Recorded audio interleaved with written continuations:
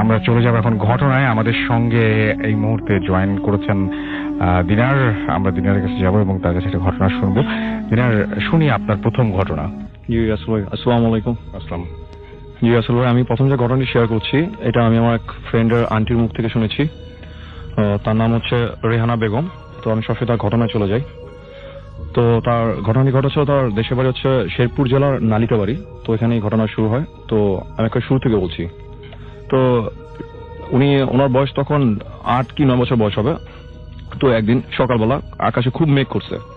তো এত বেশি মেঘ হয়েছে যে মানে পুরো আকাশটা মানে সন্ধ্যার সময় যেরকম অন্ধকার হয় ঠিক ওইরকম অন্ধকার হয়ে আছে তখন দিনের বেলা। তো উনি বৃষ্টি হচ্ছিল, তো উনি গোসল করার জন্য উনি বাসা থেকে বেরোন। তো বাসা থেকে বেরোনি বৃষ্টিতে ভিজতে থাকেন। তো তখন উনি ওনার বাড়ির আশেপাশে যারা ছিল, তার ফ্রেন্ড যারা ছিল, তাদেরকে বলে যে গোসল করার জন্য তার সাথে। তো তার কোনো ফ্রেন্ডই তার কথা সায় দেয় নাই, কারণ অনেক বেশি মানে ঝড়ের মতো একটা এনভায়রনমেন্ট ছিল, খুবই অন্ধকার হয়ে যায় সকালবেলা। তো উনি একাই গোসল করতে থাকে। তো গোসল করতে করতে একটা সময় ওনার বাসার সামনে যে পুকুরটা ছিল সেই পুকুরের দিকে যায়। তো পুকুরের দিকে যাওয়ার পর উনি লক্ষ্য করলেন যে ওনার যে কাজিন একটা আছে, ওনার থেকে 1 বছর বয়স ছোট, সে দাঁড়ায় আছে আর পুকুরের সামনে আর কেউই নেই। তো খুব ভুতুরে একটা অবস্থার মতো ছিল, খুব অন্ধকার হয়ে গেছে। তো উনি তাকে দেখে জাস্ট একটু সাহস পেলেন। তো উনি পুকুরে জাম্প করলেন। তো উনি গোসল করতেছেন। তো একটু পর উনি হঠাৎ লক্ষ্য করলেন যে মনে হলো যে গরম কিছু একটা তার বডিকে জাস্ট টাচ করে গেল পুকুরের ভিতরে। তখন উনি প্রথম ভাবছেন তবে কোনো মাছ টাচ হবে, যেহেতু ওনাদের পুকুরে মাছও ছিল, কিন্তু মাছ টাচ করলে তার বডিতে কিন্তু গরম ফিল হওয়ার কথা না। তো উনি পুকুর থেকে গোসল করে যখন উপরে তাকালেন তখন উনি দেখলেন যে ওনার কাজিন যে দাঁড়া ছিল সে নেই সেখানে। তখন উনি একটু ভয় পায়। তো ভয় পেয়ে যে পুরো পুকুরের মধ্যে উনি একাই গোসল করতেছে। তো উনি পুকুর থেকে উঠে বাসায় চলে আসে। তো বাসায় চলে আসার পর উনি ফ্রেশ ট্রেশ হয়ে যখন দেখলেন যে তার কাজিন যাকে তিনি পুকুর পাড়ে দেখছে সে ঘরের ভিতরে বসে আছে।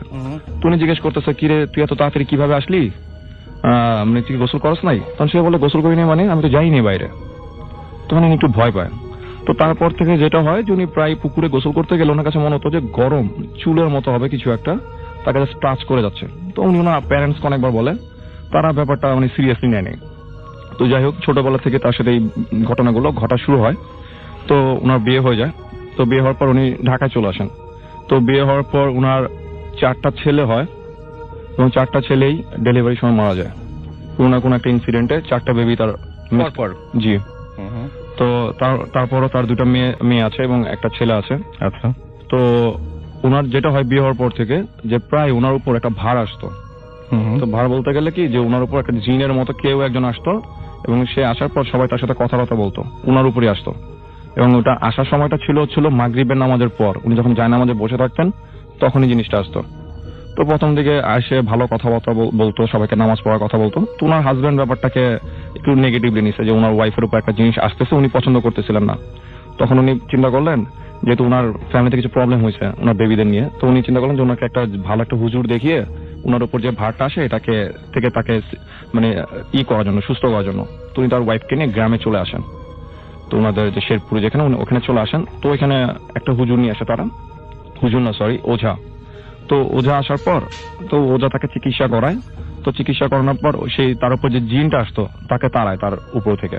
সেই জিনিসটা যাওয়ার সময় তাকে বলে যায় যেটা যে ওনার তো এর আগে 4টা বেবি মিসক্যারেজ হয়েছেই এবং মারা গেছে সবগুলাই।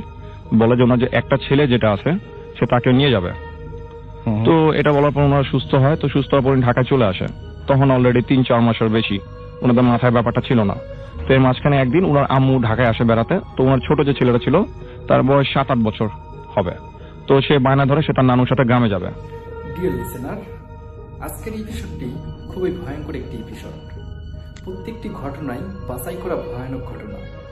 প্রত্যেকটি ঘটনা শুনলেই আপনাদের শরীরের লোম শিউরে উঠবে। আমি বেশি কথা বলবো না, সরাসরি চলে যাচ্ছি ঘটনার মধ্যে। চলুন আমরা এই ভিডিওর মধ্যে একটি লাইক দিয়ে আমরা প্রত্যেকটি ঘটনা শেষ পর্যন্ত শুনে আসি। তো অনেক বায়না করার পর অনেক জোর জবরদস্তি করে সে কিছুতেই ঢাকায় থাকবে না, সে নানুর সাথে গ্রামে যাবে। তো সে নানুর সাথে গ্রামে যায়। তো তখন তার আব্বা আম্মা রেহানা আন্টি ওনারা ঢাকায়। তো গ্রামে যায়। প্রথম দিন ছিল, সেকেন্ড ডেতে যেটা হয় যে তাকে দুপুরের পর থেকে আর খুঁজে পাওয়া যাচ্ছে না। আচ্ছা। তো তারা চিন্তা করলো তো হয়তো বা ঢাকা থেকে আসার সময় তার আম্মা হয়তো তাকে কিছু টাকা টোকা দিছে, সে হয়তো বা হাটে টাটে গেছে কিছু কেনার জন্য। তো পুরো বাজার তাকে খোঁজা হয়, সে কোথাও নাই। বাসা আশেপাশে সব জায়গায় খোঁজায়, সে নাই, মানে খুঁজতে খুঁজতে সে নাই। তো তারা সব জায়গায় খোঁজাখুঁজি করে। তো বিকেলের দিকের আসর নামাজের পর একটা ঘটনা যে ওই রেহানা আন্টি যিনি ছিলেন ওনার একটা ফুপু আছেন বাসায়। তো ওনার বিয়েটে কিছুই হয় নাই, ওনার মাথা বয়স কিরকম হবে তাও? বয়স 50 কাছাকাছি। আচ্ছা। তো ওনার মাথার চুলগুলো জট ছিল। তো উনি যেটা করেন যে ওনাদের বাসা থেকে একটু দূরে একটা জায়গা আছে জঙ্গলের মতো, সেখান থেকে উনি শাক তুলতে যান, এটা আসর নামাজের পরে। এর মাঝে কিন্তু বাচ্চাকে খোঁজা হইতেছে। আচ্ছা। তো উনি শাক খুঁজতে গিয়ে দেখেন সেই জঙ্গলটার মধ্যে একটা বট গাছ আছে, সেখানে দেখেন একটা জুব্বা পরা একটা লোক গাছের উপরে বসা। আচ্ছা। বেশ উইয়ার্ড দেখতে থাকে। তো উনি সেটা দেখে ভয় সেখান থেকে দৌড় দিয়ে চলে আসেন বাসায়। সেম একই জিনিস রেহানা আন্টিও প্রায় কয়েকবার দেখেছেন স্বপ্নে। তো ওই জঙ্গলে যে কাহিনী সেটা হচ্ছে, রেহানা আন্টি যিনি আছেন উনার দাদা অনেক আগে জিন পালতেন, 7টা জিন পালতেন বাসায়। তো যখন রেহানা আন্টির আব্বার বিয়ে হয়, তো ওনার আম্মা একটা ইনসিডেন্টে খুব ভয় পেয়ে যায়। তখন ওনার দাদা ডিসাইড করে যেহেতু ছেলেকে নতুন বিয়ে দিছে, তো বাসার মধ্যে এগুলো রাখলে হয়তো ছেলের বউরা ভয় টয় পেতে পারে। তখন উনি যেটা করেন, রেহানা আন্টির দাদা যেটা করেন, যে ওই 7টা জিন যেগুলো ছিল তাদেরকে ওই জঙ্গলের দিকে, একটা বট গাছ ছিল, একটা আম গাছ ছিল, সেই 2টা গাছে তাদের সবাইকে চালান করে দেয়। তো তারপর থেকে তাদেরকে বলা হয়েছিল যাতে ওই দিকটা কেউ না যায়, বাট একমাত্র তার ওই ফুপুটাই যেত, যার মাথায় চুলগুলো জট, সেই যেত। তো তো সেই জায়গা যখন চালান করে দেওয়া হয়, ওই জায়গাটা যার ছিল ওই লোকটা সিদ্ধান্ত নেয় যে ওইখানে যে আম গাছটা ছিল সেই গাছটা কেটে ফেলবে কোন একটা কারণে। তো উনি গাছ কাটার জন্য লোক ঠিক করেন, বাট উনি স্বপ্নে দেখতেছেন কেউ একজন এসে ওনাকে নিষেধ করতেছে গাছটা কাটার জন্য। তখন ওনার তো গাছ কাটা দরকার ছিল, তো উনি একজন ওঝাকে ডাকেন। তো সে ওঝা এসে 3বার সে গাছের মধ্যে পানি ছিটে দেয় আর কি একটা জিনিস পরে জাস্ট ফু দিয়ে পানি ছিটা দেয়। তো সঙ্গে সঙ্গে রাসেল ভাই 7টা কাক মানে ওই গাছের উপর থেকেই উড়ে তার সামনে এসে বসে। তখন সেই ওঝা বলতেছে যে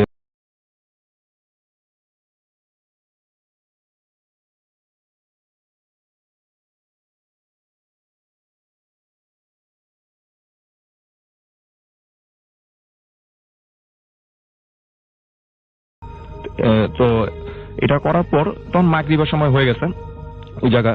তো তারা করলেন কি, সবাই পুকুরে নেমে সেই বাচ্চাটাকে খোঁজা শুরু করলেন, যেহেতু আর কোথাও পাওয়া যাচ্ছে না। তো কেউ একজন নাকি তাকে দেখছে লাস্ট পুকুরের সামনে। তো ভাবলেন হয়তো পুকুরে নামছিল কিনা। তো পুকুর খুঁজতেছে। তো ওনাদের ওইখানে ম্যাক্সিমাম বাসাই হচ্ছে মাটির তৈরি। তার কিছুদিন আগে তাদের পুকুর কেটে মাটি উঠিয়ে একটা ঘরও বানানো হয়েছে। তো ভাবলেন হয়তো সেখানে পড়ে থাকতে পারে। তো তারা সবাই খোঁজা শুরু করে। এর মধ্যে বাসার মহিলা যারা ছিল তারাও সেই পুকুরে নামে তাকে খোঁজার জন্য। তো খুঁজতে খুঁজতে মাগরিবের ওয়াক্ত শেষ, প্রায় অন্ধকার। তখন তারা যেটা দেখলেন, মহিলারা খুঁজে পায় তাকে, যে সে পুকুরের তলদেশে একেবারে কর্নার সাইড দিয়ে একেবারে তলদেশ থেকে তার মাথাটা, তার বডির অর্ধেক পোর্শন হচ্ছে মাটির ভিতরে, মানে পুকুরের তলদেশে যে মাটি আছে সেটার ভিতরে তার বডির অর্ধেক পোর্শন, আর বাকি অর্ধেক পোর্শনটা হচ্ছিল সেই পুকুরের এই তলদেশের উপরে পানিতে। তখন তাকে সেখান থেকে টেনে তোলা হয়। তো টেনে তোলার পর মেডিকেলে নিয়ে যাওয়া হয়। তো ডাক্তার তাকে মৃত ঘোষণা করে, তার পোস্টমর্টম হয়। তো তার বাসায় খবর দেওয়ার পর রেহানা আন্টি যিনি, ওনারা মানে রাতের বেলা গাড়ি টাড়ি না পেয়ে ওনারা আপনার ওই চাউলের ট্রাকের উপর করেই গ্রামে চলে যায়। তো গ্রামে চলে যাওয়ার পর যথারীতি তার ছেলেকে আপনার জানাজা করা হয়, দাফন টাফন করা হয় সেখানে।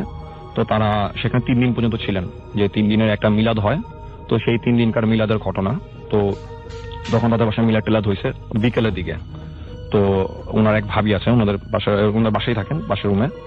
তো গ্রাম দেশের বাসা হয় কি, যে ঘরের দরজা টরজা কিন্তু সবসময় বেসিক্যালি খোলাই থাকে, যে কেউ যে কারোর রুমে যেতে পারে। ইভেন অনেক সময় এমন হয় যে কুকুর বিড়ালও ঘরে ঢুকে যায়, এবার তাদেরকে তাড়া দিলে তারপর ঘর থেকে বের হয়ে যায়।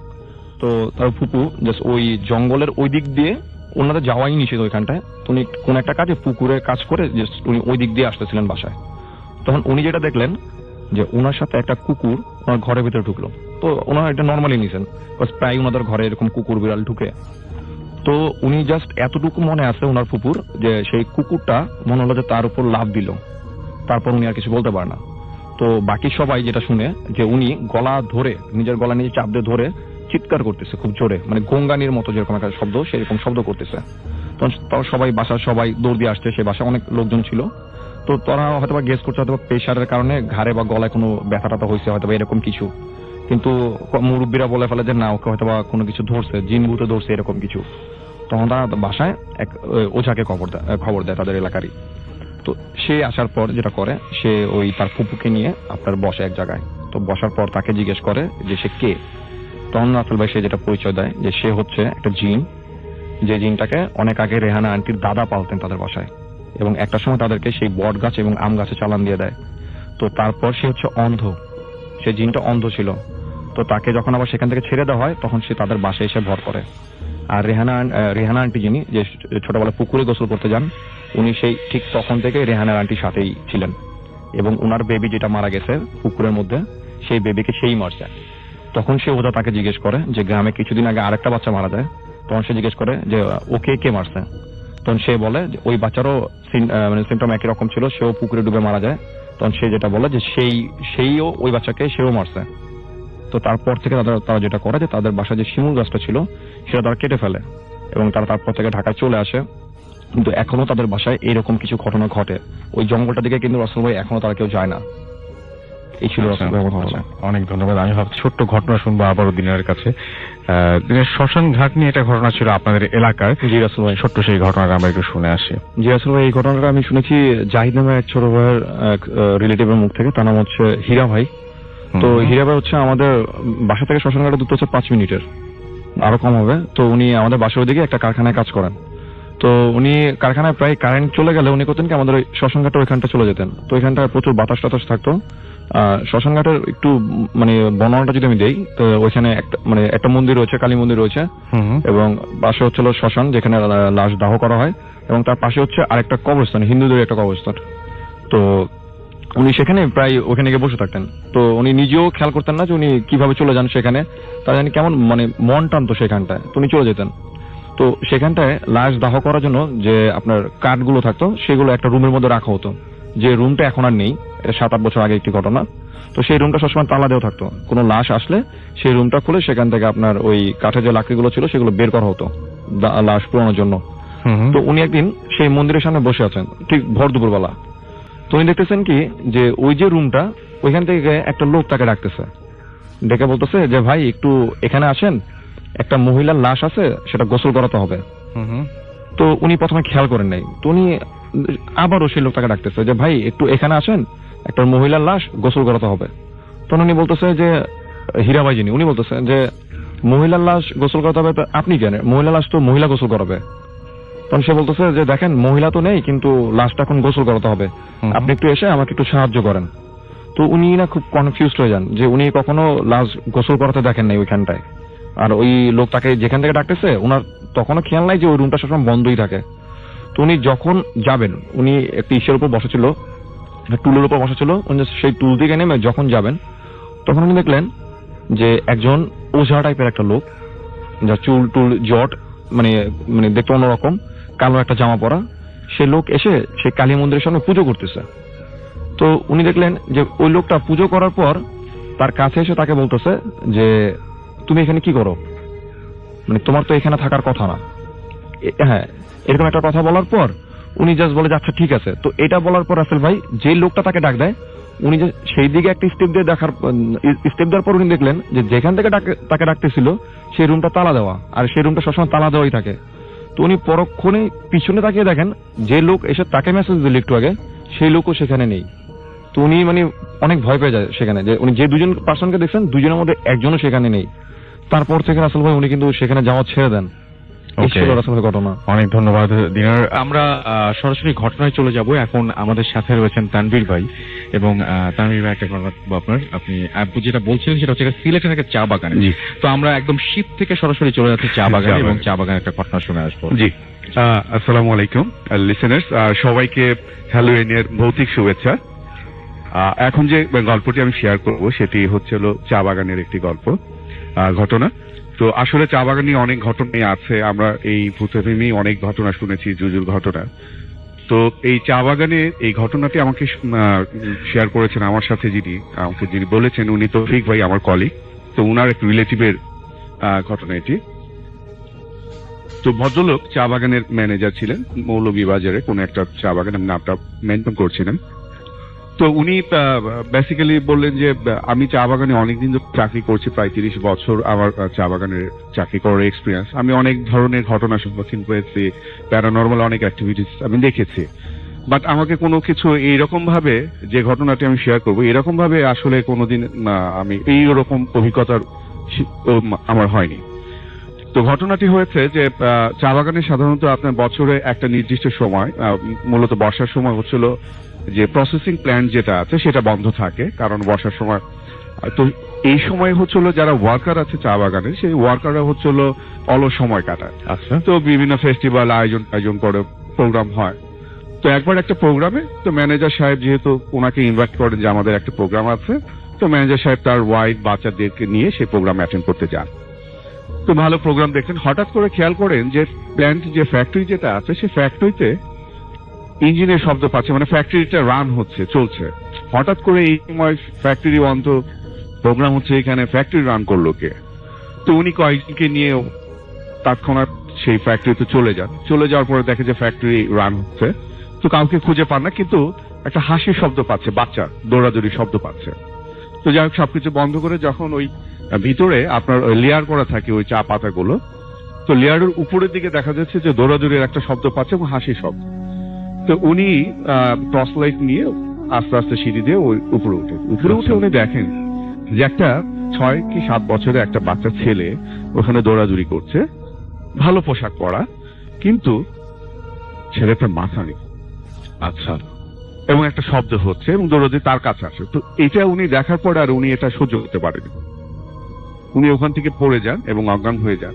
তো নিচে যারা আছেন তাকে রেস্কিউ করে তাকে বাসায় নিয়ে আসেন রাতেবেলায়। তো বাসায় নিয়ে আসার পরে উনি রাত্রেবেলায় বাসায় যথারীতি থাকেন। তো সকালবেলায় উনার মিসেস বলছে যে তোমার এরকম ঘটনা হয়েছে, তুমি রাত্রেবেলা আমাদের কাছে বলনি কেন, আমরা তো তাহলে এই করতাম। তো বলে যে বলবো, তুমি তো প্রোগ্রামে ছিলা, আমি তো সরাসরি এখানে এসে, আর আমি তো কিছু জানি না। বলে প্রোগ্রামে ছিলাম মানে? বলে হ্যাঁ, আমার সাথে তো তোমাদেরকে নিয়ে আমি প্রোগ্রামে গেলাম। বলে না, আমরা তো প্রোগ্রামে যাইনি। আচ্ছা। তো বলে যে তোমরা প্রোগ্রামে আমি কাদেরকে নিয়েছি। এবং সবচেয়ে মজার বিষয় হচ্ছে রাসেল ভাই, যে যারা ওই প্রোগ্রামে ছিলেন তারাও বলেছেন যে মেম সাহেব এবং বাবু সাহেব যিনি, মানে যে বাচ্চাটা, তারা কিন্তু প্রোগ্রামে অ্যাটেন্ড করেছে এবং যখন ঘটনা শুনে তখন ব্যাক করে। তো এখন কথা হচ্ছে যে তাহলে ম্যানেজার সাহেবের সাথে প্রোগ্রামে কে গিয়েছিল? উত্তর উনি জানেন এবং তৎক্ষণাৎ সে তারপরে ওইখান থেকে চাকরিটা উনি ছেড়ে দেন। আচ্ছা। ওকে, এখন যেটা হচ্ছিল যে আজকে আমি এখানে প্রোগ্রাম করতে এসেছি, হয়তো বা সকালবেলায় আপনি শুনতে পেলেন যে আমি হয়তো এই প্রোগ্রামে আসি। হ্যাঁ, সেটাই, মানে ব্যাপারটা অনেকটা এরকম ধরনের।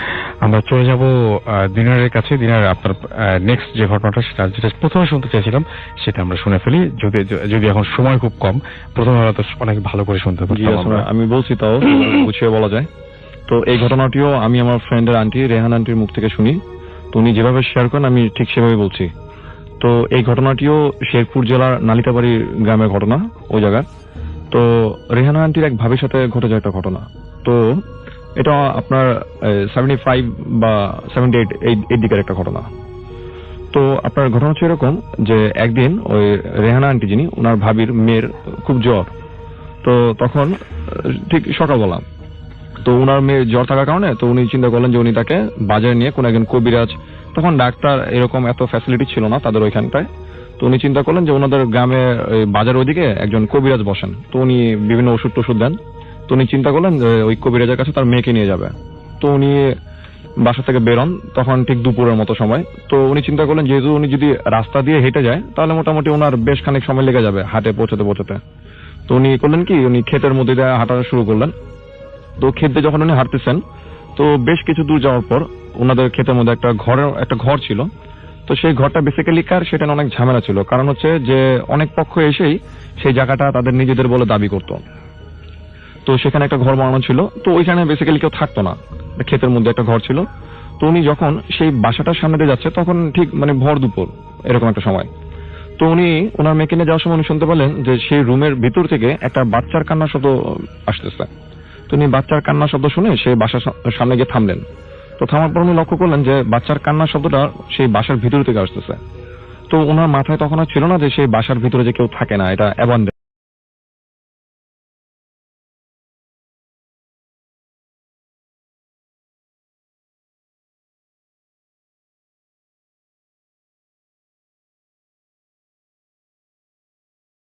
কিন্তু উনি জানতেন না যে বাসা কেউ থাকে না, ওনার মাথায় ছিল না ব্যাপারটা। তো উনি বাচ্চাটা কোলে নিয়ে, আমরা যেমন অনেক সময় মহিলাদের দেখি যে বাচ্চা কান্না করলে কোলে নিয়ে একটু পিঠে হাত বুলা দেয় কান্না থামানোর জন্য, তো উনি সেটাই করতে লাগলেন। তো ঠিক তার 4-5 সেকেন্ড পর আসলে উনি ফিল করলেন যে উনি যে বাচ্চাটাকে কোলে নিয়েছেন তার কান্নাটা মানে সঙ্গে সঙ্গে থেমে গেছে। আর স্বাভাবিক বাচ্চা না, সেটা অনেক মানে শক্ত, উনি মানে সলিড টাইপের কিছু একটা উনি কোলে নিয়ে রেখেছেন। তো উনি ফিল করলেন যে মানে মূর্তির মতো টাইপের কিছু হবে। তো উনি এটা ফিল করার সঙ্গে সঙ্গে তাকে কোলের থেকে সামনে নিয়ে আসলেন। তো সামনে আনার পর আসলে যেটা দেখলেন সেটা দেখে উনি বেশ ভয় পেয়ে যান। সেটা হচ্ছে যে উনি দিব্যি একটা পুতুলের মতো দেখতে, যার বর্ণটা ছিল গোল্ডেন কালার। ওনার ভাষা মতো সেটা ছিল স্বর্ণের। তো উনি দেখলেন যে উনি একটা স্বর্ণের পুতুল তুলে নিয়ে রাখছেন। তো এটা দেখার পর উনি কিছু জিনিস আঁচ করতে পারেন। তো উনি সঙ্গে সঙ্গে যেটা করেন যে তার আঁচল দিয়ে ঢেকে সেই মানে পুতুলটাকে, স্বর্ণের পুতুলটাকে উনি আমার বাসার দিকে রওনা হন। তার মেয়েকে নিয়ে উনি আর হাঁটে না গিয়ে উনি সোজাসুজি বাসায় রওনা হন। তো বাসায় আনার পর উনি কাউকে না বলে সেটাকে, তাদের বাসা একটা সিন্দুক ছিল, অনেক বড় একটা সিন্দুক ছিল, সেটার ভিতরে রেখে দেন। তো উনি রেখে দেওয়ার পর কাউকে কোনো কিছু শেয়ার করেনি। তো রাতের বেলা উনি ঘুমালেন। তো ঘুমিয়ে উনি স্বপ্নে দেখতেছেন যে কেউ একজন তাকে বলতেছে যে তুই যেটা পেয়েছিস সেটার জন্য তোকে 60টা গরু জবাই করে গ্রামবাসীদের খাওয়াতে হবে। তো এটা উনি স্বপ্নে দেখলেন। তো স্বপ্নে দেখার পর উনি কয়েকদিন এই জিনিসটা স্বপ্নে দেখলেন।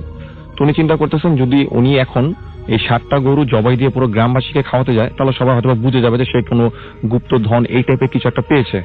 তো উনি চাচ্ছিল না যে গ্রামবাসীরা এটা জানুক যে সে কিছু একটা পেয়েছে। তো তাই উনি করলেন কি যে উনি প্রতি শুক্রবার 4-5 করে লোক খাওয়াতে লাগলেন। কিন্তু উনি স্বপ্নের যে আজ্ঞা বা যেটা উনি শুনেছেন সেটা কিন্তু উনি ফুলফিল করলেন না। তো এরপরে যেটা হয় তার সাথে যে প্রবলেমগুলো শুরু হয় সেটা আসলে খুবই উইয়ার্ড ছিল। তার ঠিক প্রায় মাসখানেক পর তার যে মেয়েটা প্রথম দিকে অসুস্থ হয়, যাকে নিয়ে উনি কবিরাজের কাছে যাচ্ছিলেন, সেই মেয়েটার আবার প্রচন্ড জ্বর উঠে রাতের বেলা। তো রাতের বেলা তার মাথায় বেশ পানি টানি ঢালা হয়। তো রাতের বেলা যেহেতু কবিরাজের কাছে যাওয়া সম্ভব না, তারা সকাল পর্যন্ত ওয়েট করলো। তো সকালবেলা তারা ঘুম থেকে ওঠার পর যেটা দেখলো যে তার মেয়ের মাথার চুল, সমস্ত চুল মানে জট হয়ে গেছে। একটা চুলে মানে বেশ বেসিক্যালি চুলের জট হতে গেলে অনেকটা সময় লাগে এবং শুকনো থাকা অবস্থায় সেটা হয়। তো তারা দেখে বেশ ভয় পেয়ে যায়। এবং যে মেয়ের রাতে এত বেশি জ্বর ছিল সে দিনের বেলা একা একা, ছোট্ট একটা মেয়ে গাছের উপর উঠে যাচ্ছে একা একাই, এবং সে বাসার মধ্যে লাফালাফি করতেছে, খুব উইয়ার্ড বিহেভ দিচ্ছে সে, এবং এতই ভয়ঙ্কর বিহেভ দিচ্ছিল যে বাসার সবাই ভয় পেয়ে গেছিল তার বিহেভিয়ার দেখে। তো তারা যেটা করলো যে তাকে ঘরে এনে মানে বন্দি করে রাখলো। তো ডে বাই ডে তার সিচুয়েশন, তার বিহেভিয়ার গুলো খুবই প্যারানর্মাল ছিল। তো তারা তাকে যেটা করলো যে শিকল দিয়ে বেঁধে রাখলো একটা রুমের মধ্যে। তো শিকল দিয়ে বেঁধে রাখার পর হুজুর টুজুর ডাকায় কোনো কাজ হয় না প্রথম দিকে। তো ডে বাই ডে দিন যত যাচ্ছে তার ওই রেহানা আন্টি যে ভাবি ছিল তার হচ্ছে 2 মেয়ে এবং 3 ছেলে। তো প্রথম দিকে তার যে মেয়েটা প্রজেস্ট হয় তাকে একটা রুমে শিকল দিয়ে বেঁধে রাখা হয়। তারপরে রাসেল ভাই যেটা হয় যে তার যে আরেকটা মেয়ে ছিল সেও ঠিক একই সিমটম তার মতো, তারও চুলের একই অবস্থা, জট হয়ে গেছে এবং সেও উইয়ার্ড বিহেভ দিচ্ছে। এভাবে ঠিক তার বাকি যে 3 ছেলে ছিল, বলতে গেলে তারা 5 ভাই বোন, তারা সবাই প্রজেস্ট হয়ে যায়। এবং পরে যেটা হয় যে 5 জনকে, 2 ভাই 3 বোন, 5 জনকে একই রুমের মধ্যে শিকল দিয়ে বেঁধে রাখতো তারা। তো এর মাঝখানে প্রায় মাসখানেক সময় পার হয়ে গেছে। তো সবার শেষে যেটা হয় যে মহিলা রেহানা আন্টির যে ভাবি ছিলেন যিনি পুতুলটা পায়, উনি নিজেও সবার শেষে উনি নিজেও প্রজেস্ট হয়।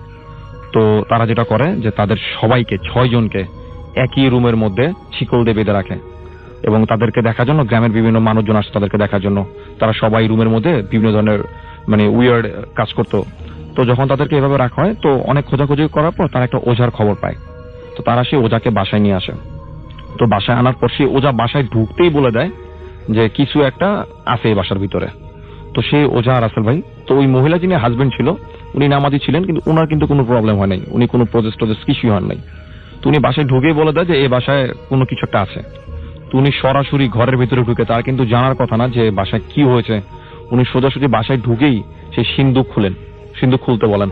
সিন্দুক খুলে দেখেন যে সেই সিন্দুকের ভিতরে কিছুই নাই। তারপর উনি ওনার মতো করে ওনার যে ইগুলো ছিল, অ্যাক্টিভিটিস গুলো ছিল, উনি সেগুলো করেন, তাদেরকে আস্তে আস্তে সুস্থ করে তোলেন। কিন্তু প্রবলেম হয় যেটা, সবাই আস্তে আস্তে সুস্থ হয়ে গেল, সবাইকে অনেকগুলো তাবিজ দিয়ে দেয়। যে মহিলাটা ছিলেন রেহানা আন্টি যিনি ভাবি ছিলেন, উনি সুস্থ হইতে অনেক সময় নিয়ে নেন এবং এখনো উনি অসুস্থ। আর সবচেয়ে ইন্টারেস্টিং ব্যাপার হচ্ছে ওই ঘটনার পর থেকে তাদের বাসায় এখন পর্যন্ত যে গেস্টই যায়, আজ থেকে প্রায় কত মানে 30 বা 35 বছর মতো হবে, যে গেস্টই যায় মানে দিনের বেলা থেকে ঠিক মাগরিব হলে তাদেরকে চলে আসতে হয় সে বাসা থেকে। তার 2 মেয়ের বিয়ে হয়ে গেছে, তারা চলে গেছে সেই বাসা থেকে, এবং বাসার যত মেম্বার আছে সবার গায়ে অনেকগুলো তাবিজ, প্রত্যেকে তাবিজ ক্যারি করতেছে। কিন্তু প্রবলেম হচ্ছে যে আমাকে ঘটনা শেয়ার করে রেহানা আন্টি, উনি এই রোজার ঈদেও ওই বাসায় যায় বেড়াতে। তো ওই মহিলা যিনি, ওনার ভাবি যিনি, উনি মানে কিছুটা পাগলামি করে এখনো, বাট ওনার একটাই কথা হচ্ছে যে আসছো খেয়ে চলে যাও। উনি কাউকে রাতের বেলা তার বাসায় স্টে করতে দেয় না এবং কেউ করতেও পারে না তাদের বাসায়। ওকে, থ্যাংক ইউ ভেরি মাচ। আজকে একটা ঘটনা শোনাবেন। তার নাম হচ্ছে রেজা মাওলা, এবং আপনার বাসাটা কোথায় একটু যদি কাইন্ডলি বলতেন।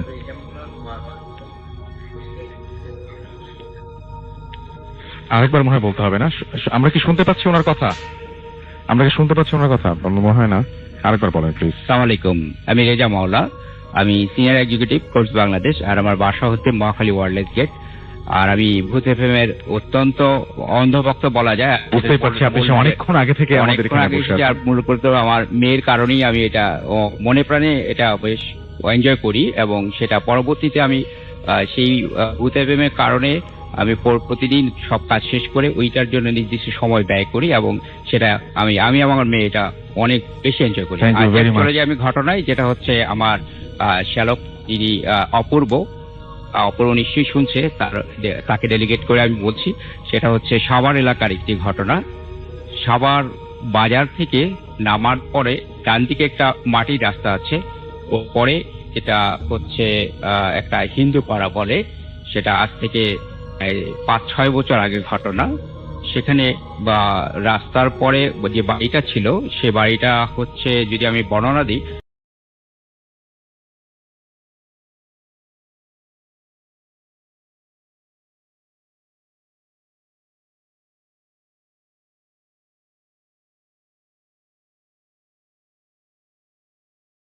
সুখেরই ছিল। তো একটা হয়তো মধ্যবিত্ত পরিবার যেভাবে শুরু করে, প্রত্যন্ত অঞ্চলে ধরা যায় সাভার এরিয়া, আর আরো 5-6 বছর আগে। তো সেই পরিস্থিতি অনুযায়ী হাজবেন্ড যখন অফিসে যায়, স্বভাবতই ওয়াইফ তার বাড়িতেই থাকে। বাড়িতে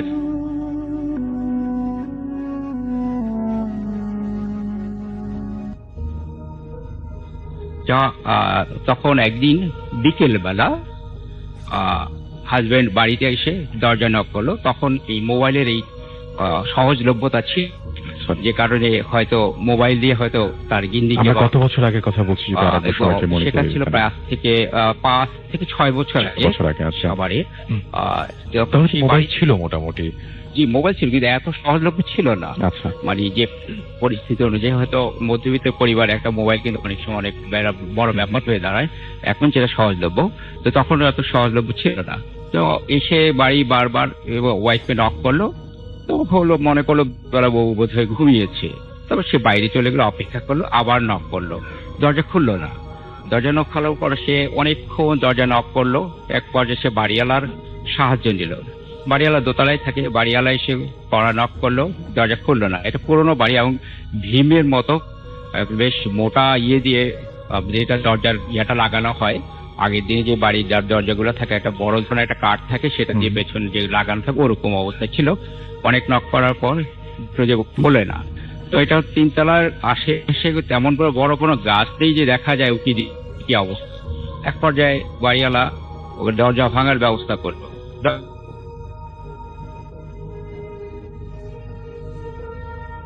আছে তার গলাটা কাটা, গলা কাটা অবস্থায় আছে।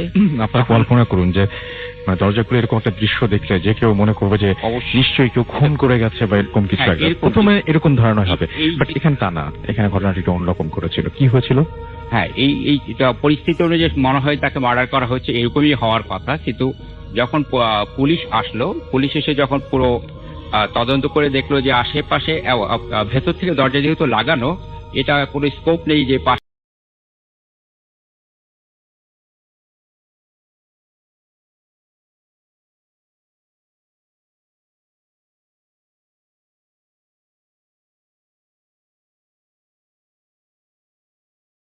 হয়তো ফ্যান বা অন্য কিছু বিষ পানি মানুষ আত্মহত্যা করতে পারে।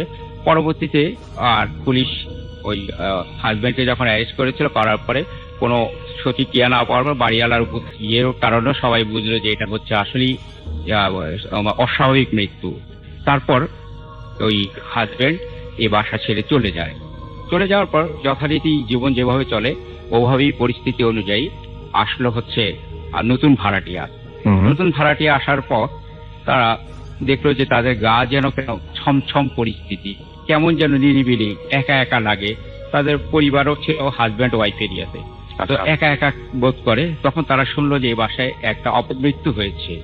সেই অপমৃত্যু হওয়ার কারণে তারা চিন্তা করলে দেখলো যে এখানে তো ভয় ভয় লাগে, একটু গাছগাছালি আর একটু পুরনো বাড়ি, এটা আমরা আর থাকবো না। তো প্রথম ভাড়াটিয়া চলে গেল। প্রথম ভাড়াটিয়া চলে যাওয়ার পর পরবর্তীতে আরো একটা ভাড়াটিয়া আসলো। তারা যথারীতি পরিবারের সদস্য সংখ্যা বেশি ছিল এবং তাদের একটা 2.5 বছরে বা 3 বছরে এরকম ভাবে একটা বাচ্চা ছিল, এর চেয়ে বড় একটা বাচ্চা ছিল, তার শাশুড়ি ছিল এবং মোটামুটি একটা বড় পরিবার ছিল। থাকার পরে তারা দেখলো যে তারা ওই পূর্বের ঘটনাটা এত ইয়ে করে নাই, মানে ওইভাবে তারা নেয়নি। এটা হতেই পারে, একটা বাড়িতে এরকম দুর্ঘটনা ঘটতেই পারে। তো একটা পর্যায়ে দেখলো যে তারাও একটা অস্বাভাবিক পরিস্থিতির সম্মুখীন হলো, যেটা হচ্ছে যে তাদের বাচ্চাকে মাঝে মাঝে খুঁজে পাওয়া যেত না। খুঁজে পাওয়া যায় না, তখন সব জায়গায় খোঁজা হতো, বাইরে, বাড়িওয়ালার ওখানে, নিচে ব্যাচেলারদের ওখানে, সবকিছু খোঁজার পর নিজের খাটের নিচ, আলমারি, ইভেন কি ওয়ার্ডরোবের যে একটা ডালা থাকে তার ভেতরে উকি দিয়ে দেখা হতো সে দুষ্টুমি করে লুকিয়ে আছে কিনা, না দেখা যেত না, সেখানেও তাকে পাওয়া যাচ্ছে। পরের ভাড়াটিয়ার কথা আমরা বলছি। হ্যাঁ, এরপর দ্বিতীয় ভাড়াটিয়ার কথা আমরা বলছি। মানে দ্বিতীয় হওয়ার পর তখন তারা দেখলো যে হঠাৎ করে দেখে যে সে বাচ্চাটা সুন্দরভাবে খাটের নিচে বালিশ নিয়ে ঘুমিয়ে আছে। তাহলে এতক্ষণ খোঁজা হওয়ার পর, তার মানে এতক্ষণ ওই জায়গাগুলো নিশ্চয়ই খুঁজেছে, মানে খাটের নিচেও খুঁজেছে, তখন ছিল না, সেখানে ছিল না। এই অস্বাভাবিক, এটা তারা ভেবে নিল যে হয়তো তাদের মনের ভুলে হয়তো নিচে খোঁজা হয়নি, কিন্তু তারা সবাই খুঁজেছে, সারা কনফিডেন্স ছিল। এই ঘটনা কয়েকদিন পর আবার দেখা গেল ওই শিশুটাকে পাওয়া যাচ্ছে না। আচ্ছা, সেই একই পদ্ধতি, এবার তো তন্ন তন্ন করে পুরো এলাকায়, পুরো বাসা, সব জায়গায় খোঁজা হলো, কারণ বাসার চলে যাবে তার কোন স্কোপ নেই। বাথরুম ধরে, ধরে ছোট বাবুকে তারা হন্যে খুঁজলো। তারপর তাকে আবার পাওয়া গেল, যদিও এখানে একবার খোঁজা হয়েছিল। ওয়ার্ডরোবে যে ডালাটা থাকে, যার ভিতরে হ্যাঙ্গারে শার্ট ঝোল করে ঘুমিয়ে আছে। স্কুল যায়নি অবস্থায়, 2.5 বছর বা 3 বছর হবে, সে কিছুই বলতে পারে না, ঘুমন্ত অবস্থায় তাকে পাওয়া গেল। তখন তার যারা সিদ্ধান্ত নিলে এই বাড়িটা তারা থাকবে না, বাড়িওয়ালাকে বলে এই বাড়িটা ছেড়ে তারা চলে গেল। চলে যাওয়ার পর বাড়িওয়ালা পরপর 2বার এই ঘটনা হলো। হওয়ার পর বাড়িওয়ালা সিদ্ধান্ত নিল এটা আমার উনি আরো ঠিক করবে বা করবে। সিদ্ধান্ত নেওয়ার পর বাড়িওয়ালা এটার ভেতরে একটা বাইরে দিয়ে একটা তালা মেরে দিল। তালা মেরে দেওয়ার পর সে সিদ্ধান্ত নিল এটা পরিষ্কার পরিচ্ছন্ন করে কারণ নতুন করে ভাড়াটিয়াকে ভাড়া দেবে, নতুন ভাড়াটিয়া দেবে। তো এটা মোটামুটি এলাকাতে জানা হয়ে গেল এই বাড়িতে অস্বাভাবিকতা রয়েছে। তারপর বাড়িওয়ালা একদিন চিন্তা করে দেখলো না, আচ্ছা বাড়িটা সংস্কার করার জন্য খোলা দরকার। তালা খুলতে গিয়ে বাড়িওয়ালা পড়লো এক বিব্রতকর অবস্থায়, দেখি কি ভেতর দিয়ে লক করা। যে অবস্থায় ওই আমরা প্রথম ভাড়াটিয়ার অবস্থা দেখলাম যে তার স্ত্রীকে যেভাবে যে পরিস্থিতি পড়ে থাকতে দেখা গেল, মানে গলা কাটা অবস্থায় ভেতর দিয়ে লাগানো ছিল, এখানে ভেতরে দরজাটা লাগানো ছিল কিন্তু কোনো মানুষ ছিল না, যে কারণে উনি বুঝতে পারলো না কোন দিক দিয়ে এসে এই দরজাটা লক করা হলো। মানে এমন ভাবে একটা লম্বা কাঠের থাকে, পুরোনো বাড়িতে একটা কাঠের থাকে, আর ওই ভীমের উপরে ওইটা রেখে দরজাটা লাগানো হয়। ভেতর দিয়ে এটা লাগালো কি? তখন বাড়িওয়ালা সিদ্ধান্ত নিলে এই বাড়ি উনি আর রাখবে না, উনি এটা ভেঙে ফেলেছেন। পরবর্তীতে সেটা নতুন বাড়ি উঠেছে, আর এই পরিস্থিতি থেকে এলাকার মানুষও মুক্ত হয়েছে। সেই পরিস্থিতি এখন ওই গল্প ওই সবার এরিয়াতে আছে। ধন্যবাদ, এই ছিল আমার হচ্ছে কাহিনী। আচ্ছা, ওকে, থ্যাংক ইউ সো মাচ। আমি চলে যাব এখন এই মুহূর্তে বাবু ভাইয়ের কাছে, এবং তার কাছে আমরা একটা ঘটনা শুনবো। এবং তিনি বলছিলেন যে আজকে এই ঘটনাটা অনেক ভয়ঙ্কর, আশা করছি ঘটনাটা অনেক ভয়ঙ্কর হবে। চলুন শুনে আসি আমরা ঘটনাটি। হ্যালো রাসেল ভাই এন্ড হ্যালো লিসেনার্স, আমি আহমেদ বাবু বলছি। এই কাহিনীটা রাসেল ভাই পুরান ঢাকার কাহিনী। এটা আমাকে জয় বলেছে। এটা আপনার সদরঘাটের কাছাকাছি কোনো একটা এলাকা। তো ওই বাসাটার কাহিনী হচ্ছে যে জয়রা আজ থেকে অনেক আগে, দ্যাটস মিন লাইক স্বাধীনতার সময় আর কি বাসায় মুভ করেন। তো তখন ওর বাবা মা অনেক ইয়াং। তো যখন ওই বাসাটাতে মুভ করেন, বাসাটা আপনার ছিল হচ্ছে আপনার 3 তলা বাড়ি, পুরানো আমলের, এবং আপনার বেশ নড়বড়ে সিচুয়েশন বাড়িটা দেখে বোঝা যায়। এবং তাদের যে নিচতলায় যে থাকার যে জায়গাটা, পেছনের অংশে যাওয়া নিষেধ ছিল ওদের বাসার। ওর বাবাকে বলে দিয়েছিলেন, যিনি এই বাড়ি ভাড়া দেয়, যে আপনি নিজের পেছনের অংশটা যাবেন না, কারণ এই বাসাটা যার ছিল এটা ছিল তার পূজা ঘর, তিনি এখানে পূজা করতেন। তো জয়রাও ওখানে মানে বলে যে আচ্ছা ঠিক আছে, কারণ ওনার বাবা যখন ঢাকা তখন নতুন এসছে এবং ওনারও থাকার জায়গা দরকার, উনি জায়গাটা আসলে অ্যাভয়েড করতেই চান আর কি। উনিও বলেন ঠিক আছে, ইটস নট এ প্রবলেম। তো ওই বাসায় যখন মুভ করে যান, প্রথম ওনারা বাড়িটাই আপনার ধোয়া মোছা করে পরিষ্কার করেন এবং থাকেন। দেখা যায় বাড়িটা অনেকদিন অব্যবহৃত অবস্থায় ছিল, বাড়ির ভেতরে আর কি তেমন একটা মানে পরিষ্কার পরিচ্ছন্নতার লক্ষণ দেখা যায়নি, ধুলোবালি মাকড়সার জাল এই ধরনের জিনিস ছিল। তো যেটা হয়, প্রথম দিন জয়ের আম্মা যেটা দেখেন, একদিন রাত্রেবেলা ওনারা মানে ঘুমিয়ে আছেন ফার্স্ট রাইট, এবং ওখানকার যে ফার্নিচার, ওখানে যে বাসার ভেতরে ফার্নিচারও কিন্তু ওখানে ফল্ট ছিল, ওটা আপনার ওদের নিতে হয়নি আর কি। ওই বাসার ডিফল্ট কিছু ফার্নিচারও ছিল বেশ পুরোনো আমলের, এবং খাটগুলো দেখে বোঝা যাচ্ছে যে জমিদারি আমলের খাট টাইপের আর কি। তো যাই হোক, তো প্রথম দিন ওনারা যখন শুয়ে আছেন রাতের বেলা, অনেক রাতে দেখছেন জয়ের আম্মা যে আপনার বাসার যে রুমের যে জানলা আছে, এবং জানলার উপর একটা ছোট আপনার ভেন্টিলেটর গুলগুলি যেটাকে বলে সেটা আছে, ওখানে হালকা আলো আসছে, রুমটার মধ্যে আবছা আলো মানে ছায়ার মতো। তো উনি খেয়াল করেন যে মনে হচ্ছে জানলার সোজা কেউ একজন বসে আছে, মহিলা টাইপের, এবং ওই হালকা আলো মাথায় পড়ছে, মাথার মধ্যে হচ্ছে কালো চুল, এবং চুলগুলো আপনার ফোলা ফোলা টাইপের, মানে বেশ পাফড। এখনকার মেয়েরা অনেক সময় যেমন ফার্ম করে চুলটা ফুলে যায় আর কি, এরকম টাইপের চুলের মতো লাগছে আলোতে, এবং পুরো বোঝা যাচ্ছে না। এবং ঠিক এই সময় উনি খেয়াল করেন যে আলোটার একটু অংশ এখানে কপালের কাছে পড়ছে, মনে হচ্ছে সাদা কোনো আপনার আঁকা আর কি, ত্রিশূল টাইপের কিছু একটা আঁকা, মানে আবছা সাদা মনে ওখানে বোঝা যাচ্ছে। এবং ইটস বেসিক্যালি লুকস লাইক যে অন্ধকারের মধ্যে কেউ একজন জানালার কাছে বসে আছে, হালকা আলো তার মাথায় পড়েছে, সেখান থেকে হালকা আলোতে দেখা যাচ্ছে তার চুল, এবং কপালের মধ্যে একটা ত্রিশূলের মতো আঁকা সাদা রঙের, এবং স্কিনটা হলো ঘন কৃষ্ণ বর্ণের। এবং এটা দেখুন চিৎকার করে ওঠেন জয়ের আম্মা। তোর আব্বা উঠে যান, উঠে তো বলে কি হয়েছে, এবং উঠে বলে যে ওইখানে জানলার কাছে কি বসা। তো উনি উঠেন, উঠে যে ঘরের বাতি জ্বালান, বের করে দেখে যে কিছুই নাই, ঘরের ভেতরে কিছুই নাই, তবে ঘরের মধ্যে একটা কটু গন্ধ, যেমন খড় বা কিছু পোড়ালে যেরকম একটা গন্ধ হয়, পোড়া একটা গন্ধ, খড় পোড়া। তো জয়ের আব্বা বেশ এটা নিয়ে বলে যে দেখো বাসা তো পুরানো, হতে পারে তুমি হয়তো আলো আধারি দেখছো, বিড়াল যেতে পারে। বলে না, আমি দেখছি এখানে এরকম কিছু ছিল এরকম। তো বলে আচ্ছা ঠিক আছে, তুমি আবার ঘুমাও। এবং মানে উনি তারপর অনেক রাত্রেবেলা ঘুমায় যায়। কিন্তু এর পরবর্তী রাতগুলোতে সবসময় জয়ের আম্মা কমপ্লেইন করে ওর আব্বাকে যে ওনার কাছে মনে হয় ঘরের মধ্যে কিছু একটা হাঁটে, পা টিপে টিপে হাঁটে, শব্দ পান উনি। এবং ওই হাঁটার সময়টাতে রাসেল ভাই ওই রুমের মধ্যে একটা মানে পোড়া, খড় পোড়া একটা গন্ধ আর কি পুরো ঘরের মধ্যে ছড়া যায়, পুরো ঘরটার ভেতরে। এবং এটা নিয়ে মানে বেশ টেনশনে থাকেন। এবং জয়ের ওরা হচ্ছে ফ্যামিলিগতভাবে আর কি হিন্দু ফ্যামিলি, তো ওরা মানে চিন্তা করে যে আমরা এখানে কিছু আমাদের পূজা মানে বা কিছু প্রার্থনা ওদের আছে, সেগুলো করলে মনে হয় ভালো হয়। তো একজন ওর পরিচিত একজন ওনাদের একজন সাধু টাইপের আছেন আর কি, মানে পুরোহিত টাইপের, তাকে নিয়ে আসেন বাসায়। এনে জয়ের আব্বা বলেন যে দেখেন আমাদের বাসায় এরকম এসছি, এই বাসাটা উঠছি, এই বাসাটা, এবং আমার ওয়াইফ ভয় পায় প্রতিদিন, প্রত্যেকদিন রাতেই ভয় পায়। ওর মনে হয় কেউ জানি হাঁটে, এবং কেউ জানি, এবং ওনাদের বিশ্বাস অনুযায়ী যে ওখানে কোনো অশুভ আত্মা বাস করে, এটা মানে তাদের ভেতরে একটা ধারণা আছে। তো পুরোহিত বলে আচ্ছা তাহলে তোমরা কাজ করো, তোমরা চলে যাও ঘর থেকে, কোথাও ঘুরে আসো, আমি দেখছি। তো বলে পুরোহিত একা ওই বাসা থেকে যায়। এবং দেখা যাচ্ছে ওদেরকে যে সময় আসতে বলছিল সন্ধ্যার সময়, তো ওরা যখন আসে দেখে ধূপের গন্ধ, সারা বাড়িতে ধূপের গন্ধ, ধূপে ধোঁয়া হয়ে আছে। তা আসে সে পুরোহিত দেখা যায় ঝিম, তার চোখ দুটো লাল। সে বলতে থাকে যে দেখো তোমরা তো আছো এই বাসায়, থাকতে পারো, তবে এখানে তোমরা কিছু জিনিসপত্র মেনে চলবা।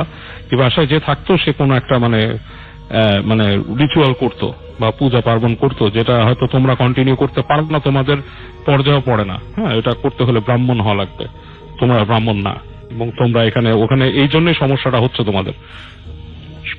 যেহেতু তোমরা ব্রাহ্মণ না, তোমরা ওই রিচুয়ালটাও করতে পারবে না, তোমরা এখানে থাকো, কিন্তু এই যে তোমাদেরকে যে মালিক বলেছিল বাসার পিছনে যাবা না, অবশ্যই তোমরা পিছনে যাবা না।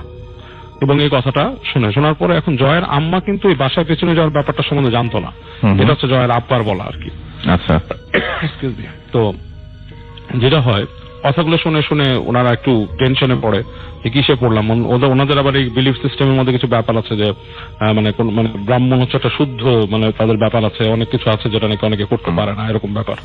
যাই হোক, তো থেকে যায়। তো দিনের বেলা বাইরে গিয়েছে জয়ের আব্বা, জয়ের আম্মা ঠিক তখন মানে সন্ধ্যা চলে আসতেছে, বিকাল হচ্ছে। এই সময় উনি সব দরজা দিয়ে, আসলে ওই জায়গাটা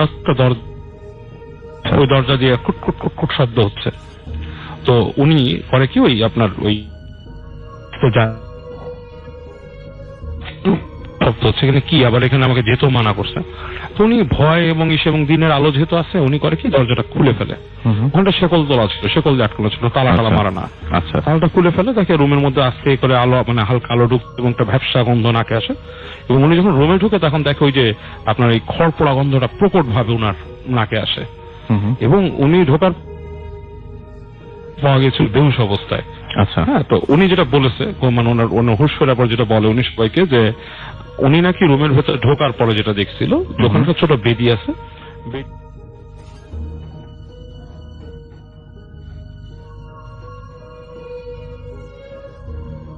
সে মানে জীবন্ত মানুষের মতো এবং সে চোখ বড় বড় করে তাকায় ছিল তার দিকে, মানে খুব উৎসাহ দৃষ্টিতে আর কি, রাগের দৃষ্টিতে। এবং এটা দেখে সে প্রচন্ড মানে ভয় পেয়ে সে মানে সেন্সলেস হয়ে যায়। যাই হোক, এটা ওনাকে ওই জয়ের আব্বা যখন বাসায় আসে তার ওয়াইফকে সে পায় ওই গেটের খোলা অবস্থায়, পায় ওখানে পড়ে থাকা অবস্থায়।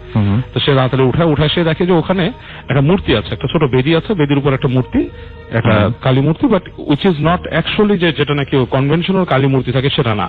আচ্ছা, একটু ডিফারেন্ট টাইপের এবং কোন একটা পাথর টাথর দিয়ে তৈরি করা ডিফারেন্ট টাইপের একটা কালী মূর্তি। এবং আশ্চর্য ব্যাপার যে ওই কালী মূর্তির কপালের মধ্যে ওরকম একটা ত্রিশূল আঁকা আছে সাদা রঙের। আচ্ছা, ওকে। যাই হোক, তো এই জিনিসটা দেখার পরে উনি খুব টেন্সড হয় এবং উনি তার মায়ের থেকে পরে শুনে জয়ের মোড় থেকে। তো তখন সে মনে করে, তার মাথায় ধারণা আসে যে এটা তো স্বাভাবিক হতেই পারে, বিকালবেলা সে একলা বাসায় ছিল, তাকে মানা করা হয়েছে বাসার পিছনে যেতে এবং সে বাসায় গেছে, ভয় নিয়ে গেছে, দরজা খুলছে, তার কাছে মূর্তিটা দেখে মনে হচ্ছে জীবন্ত, এটা স্বাভাবিক হতে পারে। সেরকম একটা ধারণা যে কারোরই হবে এবং যে কেউ এই ধরনের কথা প্রথমে দেখে তাই মনে করে। রাইট, সে এটা মনে করে, সে মনে করে যে থাক আমরা এখানে এই রুমটাতে থাকবোই না, আমরা ওই পিছনের দিকে রুমে চলে যাই। তো ওই আরেকটা রুম মানে ওই সামনের দিকে রুমে, তো সামনের দিকে রুমের যেটা ছিল রাসেল ভাই, উপরে আপনার একটা চাতাল টাইপের ছিল, সেখানে উঠে জিনিসপত্র রাখা যেত, ঠিক আছে, মানে কিছু জিনিসপত্র রাখতো মানুষ এরকম। ওই জায়গায় চাতালে আর ওরা কোনো জিনিসপত্র রাখে না, ওরা সামনের রুমে এসে থাকছে। তো ওখানে যেদিন উঠলো, মুভ করে গেল, তো ওই দিন রাতের বেলা ঘুমাচ্ছে, রাতে হঠাৎ করে জয়ের আব্বার শব্দ শুনতেছে যে মচ মচ করতেছে কেউ উপরে ওই চাতালের উপরে। তো উনি ভাবছে কোনো বিড়াল টেড়াল ঢুকছে বা সামথিং লাইক দ্যাট, উনি কিছুক্ষণ ইগনোর করছে। পরবর্তীতে ওনার মনে হচ্ছে যে পায়ের শব্দটা খুব মানে মানুষ যেভাবে পাড়া দিলে যেরকম শব্দ হয় ঠিক জাস্ট লাইক দ্যাট, এবং ওইভাবে শব্দ মানে একটা রিদমিক ভাবে এই মাথা ওই মাথা যাচ্ছে এবং সেই ওই যে খড়ের গন্ধ চলে আসছে ওখানে। এবং উনি মানে মনে হচ্ছে যে কেমন জানি মানুষের নিঃশ্বাস শোনা, নিঃশ্বাস পড়া, ফিস শব্দ এরকম শুনতেছে। তো উনি এক পর্যায়ে করে কি, উনি উঠে যায় ওই চাতালে ওঠার সিঁড়িটার কাছে যায়। সিঁড়িটার কাছে যখন যায় তখন উনি হঠাৎ করে দেখে সিঁড়ির মধ্যে একটা পা পড়ে, পাটা হচ্ছে কালো রঙের কুচকুচো, এবং তারপরে দেখে একটা চুলের গোছা নামে, তার সাথে একটা চোখ, এবং যে চুলের গোছা এবং চোখ নামছে, চুলের গোছা এবং চোখ একসঙ্গে নামছে। আচ্ছা, ওকে। এবং মানে মাথা নিচু করে লাইক কেউ যদি উকি দেয়, মানে চুল ছেড়ে দিয়ে উকি দেয় যেভাবে, সেভাবে দুটোই হচ্ছে আপনার পুরো কালো কৃষ্ণ বর্ণের। এবং সেই ওই যে কালী মূর্তি সে দেখেছিল জাস্ট লাইক দ্যাট। এবং উনি দেখে উনি প্রচন্ড একটা শখকে চিৎকার করে ওঠেন, চিৎকার করে জয়ের আম্মা উঠে যায়, উনি আসেন, উনি লাফ দিয়ে এসে কি হয়েছে দেখে যে কেউ নাই ওখানে, কিছুই নাই, নাথিং ইজ দেয়ার।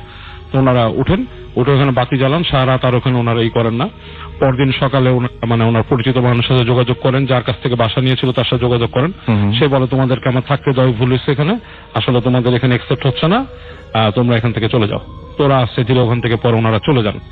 তো এটাই হচ্ছিল ঘটনা রাসেল ভাই। অনেক ধন্যবাদ, থ্যাংক ইউ। এখন চলে আসলো এই ঘটনাটা, একটা বট গাছের কাহিনী, এই কলকাতায় অবস্থিত। কলকাতা শহরে বট গাছ খুব ভাবা যায় না, কিন্তু মানে ঢাকা শহরে বট গাছ যেরকম রেয়ার হওয়ার কথা, সেরকম কলকাতাতেও কিন্তু খুব সেটাই। আর আমাদের পুরান ঢাকাতেও কিন্তু এরকম ভাবে বেশ কিছু মানে প্লেস রয়েছে যেখানে মানে ওইখানে মানে তার জিনিসগুলো ফেভারিট একদম এরকম বট গাছ নাম দিয়ে। তারপর মিরপুরেও কিন্তু বেশ কিছু লোকেশন রয়েছে যে জায়গাগুলোতে মানে বট গাছ মানে বটতলা নামে পরিচিত কিছু জায়গা।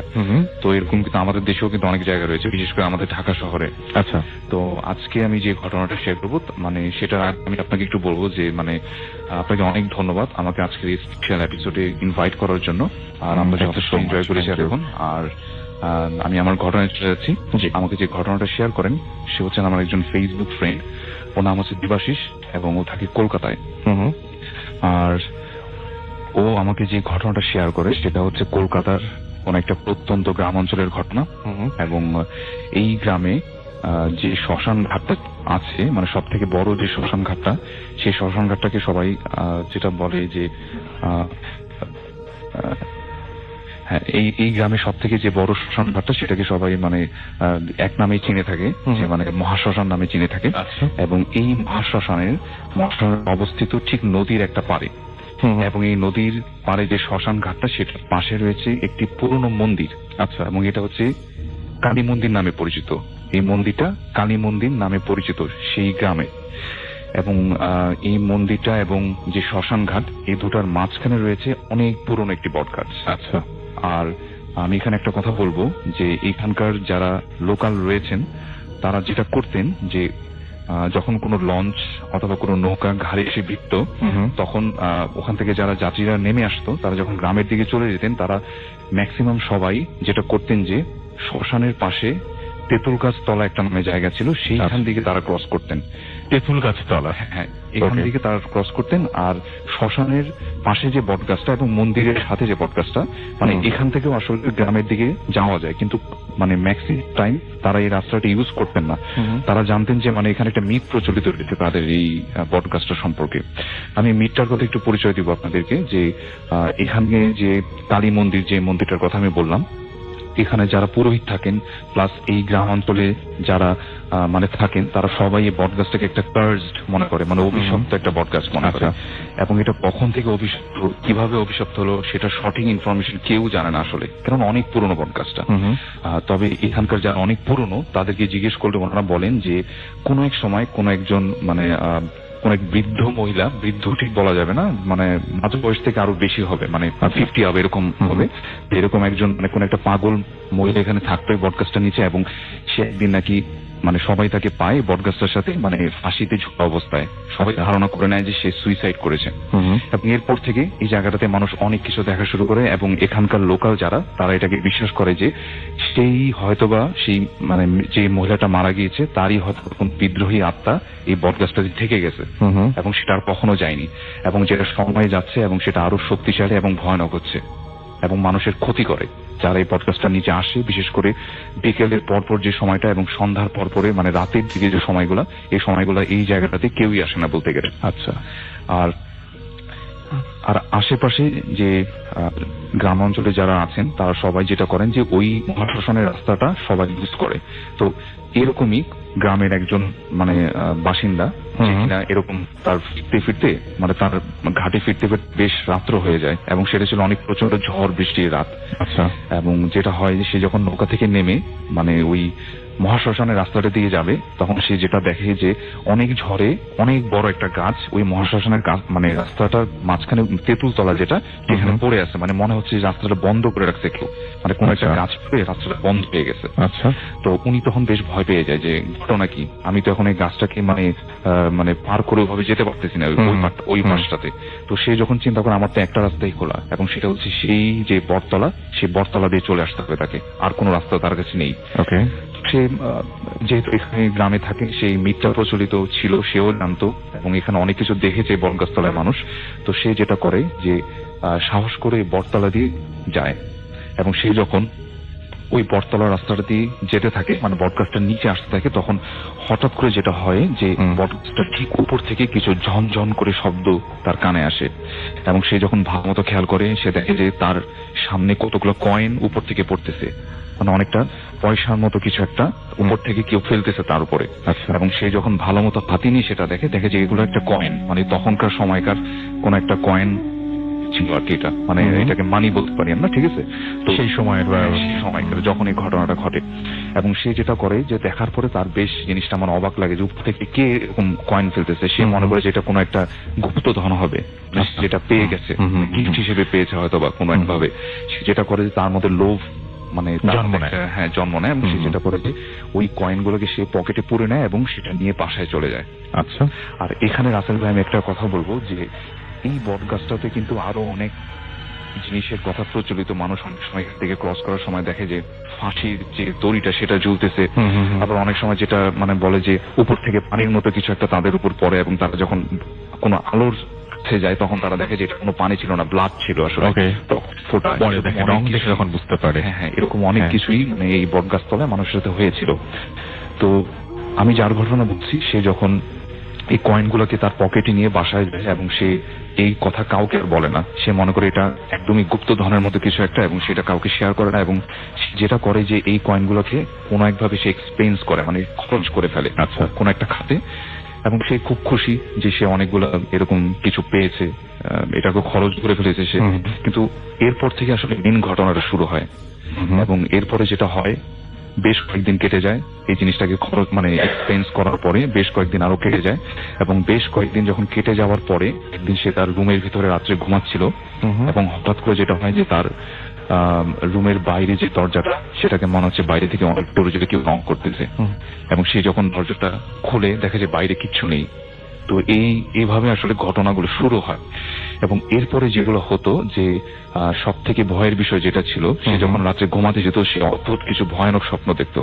এবং স্বপ্নগুলো হচ্ছে এইরকম যে একটা অনেক বড় খালি প্রান্তর, আকাশটা একদম মেঘাচ্ছন্ন একটা আকাশ, এবং সেই বটগাছটা, যে বটগাছটার নিচ দিয়ে সেই কয়েনগুলো পেয়েছিল, সেই বটগাছটা, এবং সেই বটগাছটার সাথে একদম অনেক জোরে বাঁধা, মানে টাইট করে বাঁধা সেই বটগাছটার সাথে, এবং 3 থেকে 4 জন অনেক লম্বা লম্বা, 10 ফুটেরও বেশি লম্বা লম্বা কিছু ভয়ানক দানবের মতো চেহারা, মানে বার্ন চেহারা, মনে হচ্ছে চেহারাগুলো পুড়ে গেছে, এরকম কিছু বার্ন চেহারা, মানে দৈত্যের মতো অনেকগুলো লোক, এলোমেলো চুল, ভয়ানক শব্দ করে তাকে চাবুকের মতো কিছু একটা দিয়ে তাকে প্রচন্ড জোরে মানে প্রহার করতেছে। সেই জিনিসটা স্বপ্নে দেখে, এবং তার যখন ঘুম ভাঙে সে দেখে যে তার বডিতে অনেক জায়গায় এরকম স্ক্র্যাচ পড়ে গেছে, মানে চাবুক দিয়ে বাড়ি দিলে যেরকম দেখা যায় না, এরকম বেশ কিছু বডিতে বিভিন্ন জায়গায় সাইন পায়। তো তখন থেকে সে বেশ ভয় পাওয়া শুরু করে, এবং তখন সে বুঝতে পারে যে হয়তোবা এটা তার মানে এই কয়েনগুলো তার এভাবে মানে নিয়ে আসাটা উচিত হয়নি আসলে। এরপরে যেটা হয় যে সে আস্তে আস্তে মানসিকভাবে বিকারগ্রস্ত হতে থাকে, এবং লাস্টলি যেটা হয়, এবং যেটা হয় যে সে যে রুমটাতে মানে রাত্রে থাকতো, সেই রুমটার মানে দরজা দিয়ে, জানালা দিয়ে মানে লতাপাতার মতো কিছু জিনিস, মানে পাতার মতো কিছু জিনিস মনে হচ্ছে তার পা ধরে টেনে নিয়ে যাচ্ছে, তার গলায় ব্যাজ দিচ্ছে, এরকম কিছু মানে সে ফিল করতো। যখন লোকজন তার রুমের ভিতরে আসতো দেখতো যে অনেক বট গাছের পাতা তার রুমে পড়ে আছে, কিন্তু এরকম কিছু নেই। আর সব থেকে ভয়ানক বিষয় ছিল তার রুমের যে দেয়ালটা ছিল, সেখানে যখনই তার ঘুম ভাঙতো তখনই দেখতো যে সে অনেক বড় বড় হাতের মানে রক্তর মধ্যে হাত দেওয়ার পর যদি সেটাকে আমরা দেয়ালে ছাপ দিই, যেরকম হবে না সেরকম হিউম্যান হাতের মতোই, কিন্তু অনেক বড় বড় সেগুলা দেয়ালের মধ্যে রক্তের ছাপগুলা। এগুলো দেখতে দেখতে সে মানে যখনই কাউকে বলে যে তোমরা এসে দেখো, দেখে যে কেউ নেই, কিন্তু সে দেখতে পায় এটা। তো এরকম করতে করতে একসময় সে মানসিকভাবে অনেক বিকারগ্রস্ত হয়ে যায়, এবং একটা সময় যেটা হয় যে সে সম্পূর্ণভাবে পাগল হয়ে যায়, এবং ওখানকার যারা তার যে ছেলে ছিল সেও নাকি দেখেছে যে তার রুমের ভিতরে বটের পাতা পড়ে আছে, এগুলো কোত্থেকে আসলো এটার কেউ জানে না। খুবই অদ্ভুত ঘটনা। মেইনলি এটাই ছিল আমার ঘটনা। Thank you very much. আসসালামু আলাইকুম রাসেল ভাই, আমি রাকিবুল আলম চৌহান বলছি। রাসেল ভাই, আমি আজকে আপনার সাথে যে আমার এক্সপেরিয়েন্সটা শেয়ার করব, সেটা আমার সাথে লাস্ট 2.5 months ago এরকম আগে আমার সাথে ঘটে। আমি, আমার একজন কলিগ আর একটা ছোট ভাই মিলে আমরা একটা সিটিতে একদিনের ট্যুর করি। সেটা port Arthur in Texas. Port Arthur Texas, এটা টেক্সাসের ঠিক লাস্টের দিকে অবস্থিত, এবং বলে রাখা ভালো যে গালফ অফ মেক্সিকো এটার সাথে অ্যাটাচড। তো যাই হোক, আমাদের স্কেজুল অনুযায়ী আমরা রাত 12টার দিকে বাই বাসে সেখানে যাই। সেখানে যাওয়ার পরে আমাদের সাথে কোনো ভেহিকল না থাকায় ওখানে আমরা অনেক ট্যাক্সি খোঁজাখুঁজি করি, এবং ওখানে যাওয়ার পরে আমরা জিনিস ডিসকভার করি যে পোর্ট আর্থার সিটিটা খুবই ছোট একটা সিটি এবং খুব নির্জন একটা সিটি। তো যাই হোক, আমাদের সাথে আরেকটা প্যাসেঞ্জার ছিল, সে সেখানেই নেমেছে। তো তাকে রিসিভ করার জন্য একটা লোক আসে, এবং আমি তাদেরকে আমাদের সিচুয়েশন বলি যে এরকম আমাদের সাথে কোনো ভেহিকল নেই, তুমি কি আমাদেরকে কোনো আশেপাশে কোনো মোটেলে রাইড দিতে পারবা কিনা। তো সে আমাকে বলে ঠিক আছে, ওকে, পাশে একটা মোটেল আছে বিচের সাথে, ওখানে চলো, ওখানে আমি তোমাদেরকে নামাই দিব। তো আমরা প্যাকেজ নিয়ে তার সাথে চলে গেলাম। তো ওখানে যাওয়ার পরে আমরা একটা মোটেলে উঠলাম। মোটেলটা নিউ কনস্ট্রাক্টেড মোটেল, আর মোটেলটার নাম আমি বলতে চাচ্ছি না, কারণ মোটেলটা নাম ব্র্যান্ডটা হচ্ছে ইউএসএ তে খুব ফেমাস একটা ব্র্যান্ড, বাট তার একটা ব্রাঞ্চ সেখানে আছে পোর্ট আর্থারে, আমরা সেখানে গিয়েছিলাম। তো যাই হোক, আমরা যখন মোটেলে এন্টার করলাম, ফার্স্ট অফ অল সেখানে রিসেপশনটা ঢুকে আমরা বুঝতে পেরেছি যে মোটেলটা এল শেপের। তো আফটার চেক ইন আমরা 3টা সিঙ্গেল রুম নিলাম। First and second one is in ground floor and third one is in the third floor. So আমাদের ব্যাগেজ নিয়ে আমরা যখন 3 জনই, কারণ লিফটটা হচ্ছে একেবারে শেষের দিকে, এবং আমি যে রুমে ছিলাম লাস্টের রুমটা, তার সাথে লিফট এবং এক্সিট ডোর। তো আমরা 3 জন সোজা করিডোর দিয়ে হেঁটে যাচ্ছি, সবাই একসাথে গেলাম। আমি আমার রুমে ঢুকলাম, আমার ছোট ভাইটা সেও একটা রুমে ঢুকলো, এবং পরে লিফট দিয়ে আমার কলিগটা সে তার থার্ড ফ্লোরে চলে গেল। তো অনেক রাত হয়ে গেছে, আমরা আমি জাস্ট ফ্রেশ হয়ে শুয়ে পড়লাম। আমি প্রায় আধা ঘন্টা মতো জেগেছিলাম, তারপরে আমার চোখ ঘুম আসার কারণে মানে চোখটা প্রায় লেগে লেগে আসছিল, এরকম অবস্থা। দেন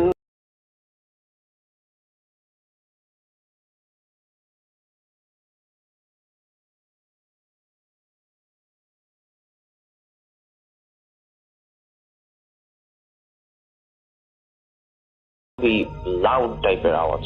তো এরপরে আমি আমার চোখটা খুলি, আমি লাইট জ্বালাই, আমি উঠে পড়ি, লাইট জ্বালাই। লাইট জ্বালানোর পরে আমি জাস্ট লাইক চিন্তা করি যে মানে আমি কি শুনতেছি, কারণ আমার রুমে তো কেউ নাই। তো আমার ফিল হচ্ছে যে somebody was walking around my bed. So এরপরে জাস্ট কিছুক্ষণ 5 মিনিটের মতো আমি বসে থাকি সেখানে, বেডের উপরে বসে বসে চিন্তা করি। পরে চিন্তা করছি না আমার ভালো লাগতেছে না, বাট খুব টায়ার্ড ছিলাম। তো জাস্ট আমি 10-15 মিনিট এভাবে মানে হেলান দিয়ে বসেছিলাম। তারপরে আবার লাইটটা অফ করে দিয়ে রেস্টরুমের লাইটটা জ্বালিয়ে রেখে দরজাটা হালকা খোলা রেখে আমি যেন রুমে অন্ধকার না থাকে এই জন্য আমি অন্ধকার না করে আমি শুয়ে পড়ি। জাস্ট 5 মিনিটস দেন 10 মিনিটস গন। দেন আমার ডোরে খুব জোরে জোরে ধাক্কায় একটা আওয়াজ আসে। আমি আবার উঠে লাইট জ্বালায় ডোরটা খুলি। খোলার পরে দেখি যে আমার যে ছোট ভাইটা সে তার রুম থেকে চলে এসছে এবং খুব জোরে হাঁপাচ্ছে সে। আমি তাকে জিজ্ঞাসা করি হোয়াটস গোয়িং অন, তুমি এরকম হাঁপাচ্ছ কি জন্য? সে কোনো কথা অ্যান্সার না দিয়ে সে আমাকে ধাক্কা দিয়ে মানে আমার রুমে ঢুকে সাথে দরজাটা বন্ধ করে দেয়। এবং সে তখন মানে ঠিক নর্মাল না, সে খুবই মানে আমি তার চেহারা থেকে বুঝতে পারতেছি যে খুব ভয় পাইছে এবং সে মানে হাঁপাচ্ছে। আমি তাকে বললাম হোয়াটস গোয়িং অন, কি হয়েছে, বসো। তাকে আমি পানি দিলাম, সে জাস্ট পানি খাইলো। পানি খাওয়ার পরে সে বসে আমাকে বলতেছে ভাইয়া আমি আমার রুমে থাকতে পারবো না। আমি বললাম কেন, কি হয়েছে, কোনো সমস্যা? সে আমাকে বলছে যে ভাইয়া আমি 1 ঘন্টা ধরে আমি শুয়ে আছি, আমার ঘুম আসতেছে না, কিন্তু আমি লাস্ট 15 মিনিট ধরে আমার রুমের ভিতরে হঠাৎ আমার চারিপাশের দেয়ালে কেউ জানি হাত দিয়ে জোরে জোরে মানে ধাক্কাচ্ছে। ইভেন আমি আমার গিটেও আমি আমার ধাক্কানোর শব্দ পাইছি। তো আমি এটা শোনার পরে আমি তাকে বললাম যে দেখো এরকম এক্সপেরিয়েন্স তো কিছুক্ষণ আগে আমার সাথে হয়েছে, আমি শুয়েছিলাম, মনে হচ্ছে যে আমার চারপাশ দিয়ে কে যেন হাঁটতেছে। তো সে আমাকে বললো যে ভাইয়া তাহলে আপনি কাজ করেন, আপনি ম্যাক্সকে কল দেন, যে আমার কলিগ। তো সাথে সাথে আমি ম্যাক্সকে কল দিলাম। সে ঘুমাই ছিল, সে ফোন ধরে বলছে যে এভরিথিং ইজ ওকে। আমি বললাম যে আমি তাকে কোনো কিছু বলিনি, just I was asking everything is okay or not, you okay? তো সে আমাকে বললো যে হ্যাঁ আমি তো জাস্ট ঘুমাচ্ছিলাম, কি হয়েছে? আমি বললাম যে না আমরা জাস্ট ঘুম আসতেছে না, আমি এবং আমরা একটু বাইরে বসে আছি, বাইরে যাব, তো তুমি কি অ্যাড হওয়া মানুষের সাথে? বলছে যে না আমি ঘুমাচ্ছি। তো আমি বললাম ঠিক আছে, ওকে জাস্ট কন্টিনিউয়াসলি। তো আমরা কি করলাম, আমরা তখন রুম থেকে বের হয়ে আসলাম। ও তো ওর রুমে যাবেই না, আমি ওকে নিয়ে বাইরে আসলাম। বাইরে আসে আমরা জাস্ট একটু স্মোক করলাম। দেন কিছুক্ষণ পরে আমি বললাম যে চলো তুমি তোমার রুমে যাও, আমি রুমে চলে যাই, কারণ অনেক আমরা জার্নি করে আসছি, আমাদের ঘুমাতে হবে। তো বলছে যে ভাইয়া আমি আপনার সাথে ঘুমাবো। আমি বললাম যে দেখো এটা সিঙ্গেল রুম, সিঙ্গেল বেড কিভাবে সম্ভব? তো বলছে যে না ভাই আমি দরকার হলে আমি নিজে শুবো, তবুও আমি আপনার সাথে থাকবো, আমি আমার রুমে ব্যাক করতে পারবো না। তো ওর ভয়ের সিচুয়েশন দেখে আমি বললাম ঠিক আছে ওকে, ম্যানেজ ইট, নো প্রবলেম। তো আমরা রুমে ব্যাক করলাম।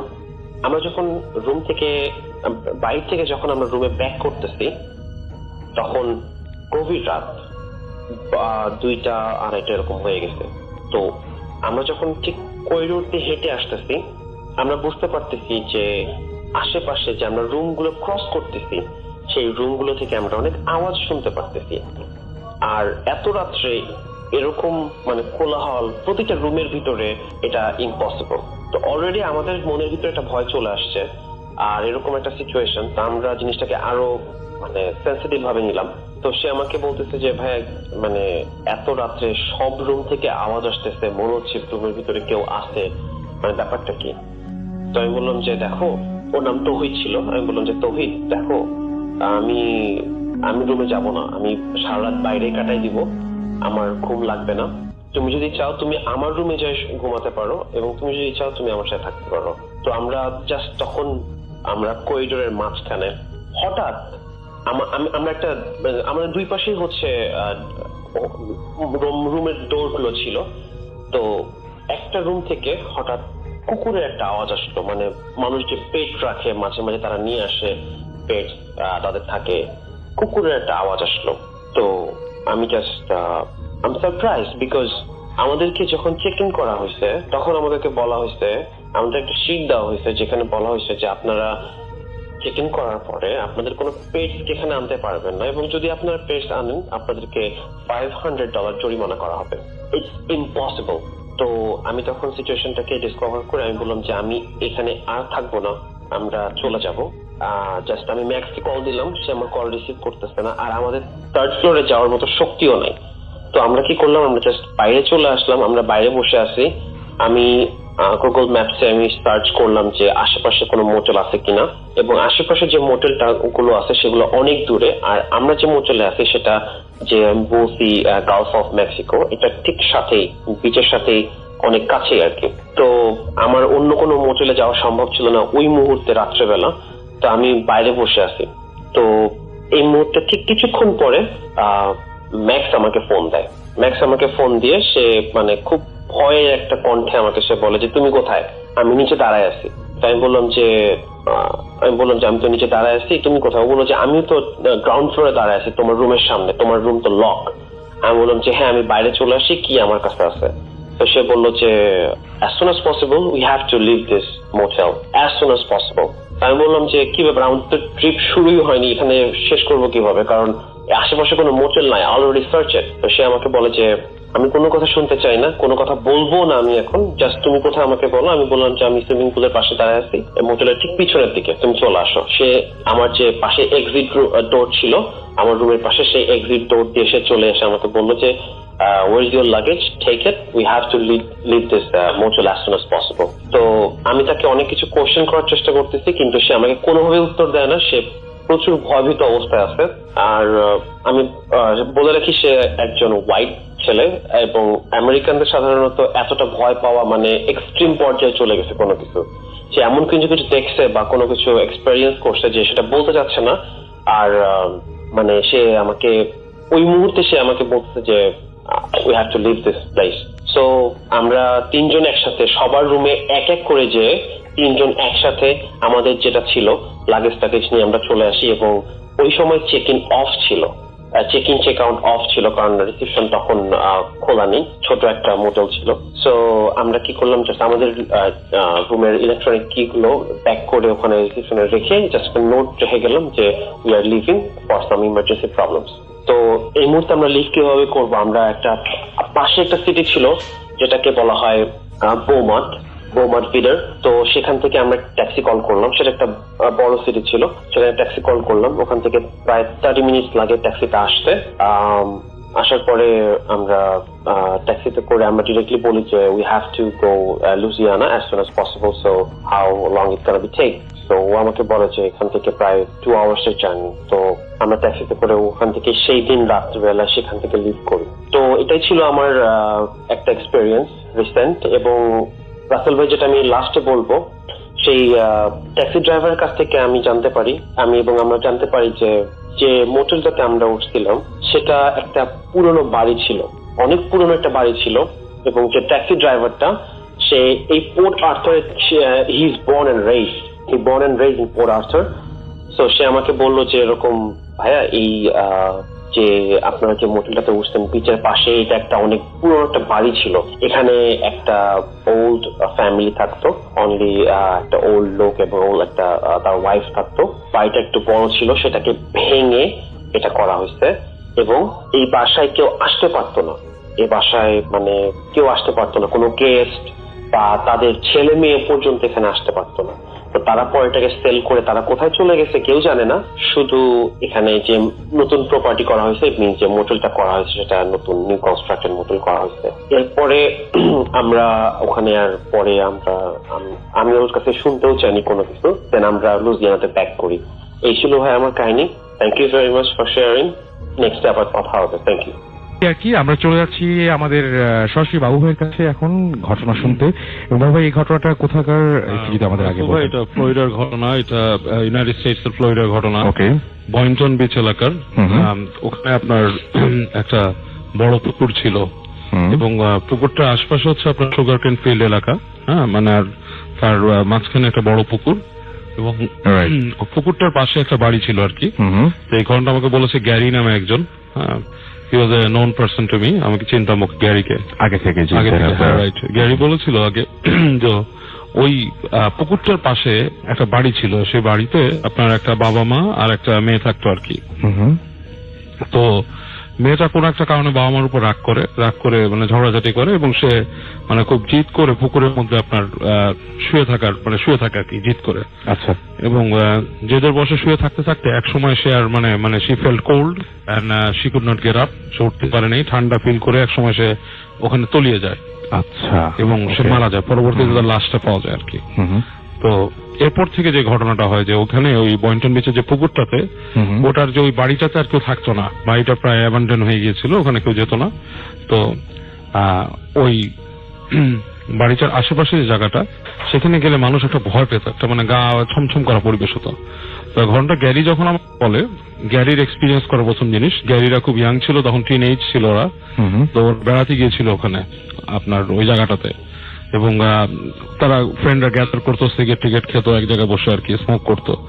তো ওই জায়গাটা আর কি ভৌতিক, এদের মধ্যে একটা আলোচনা হয় যে এখানে কোন কোন ভৌতিক স্পট আছে।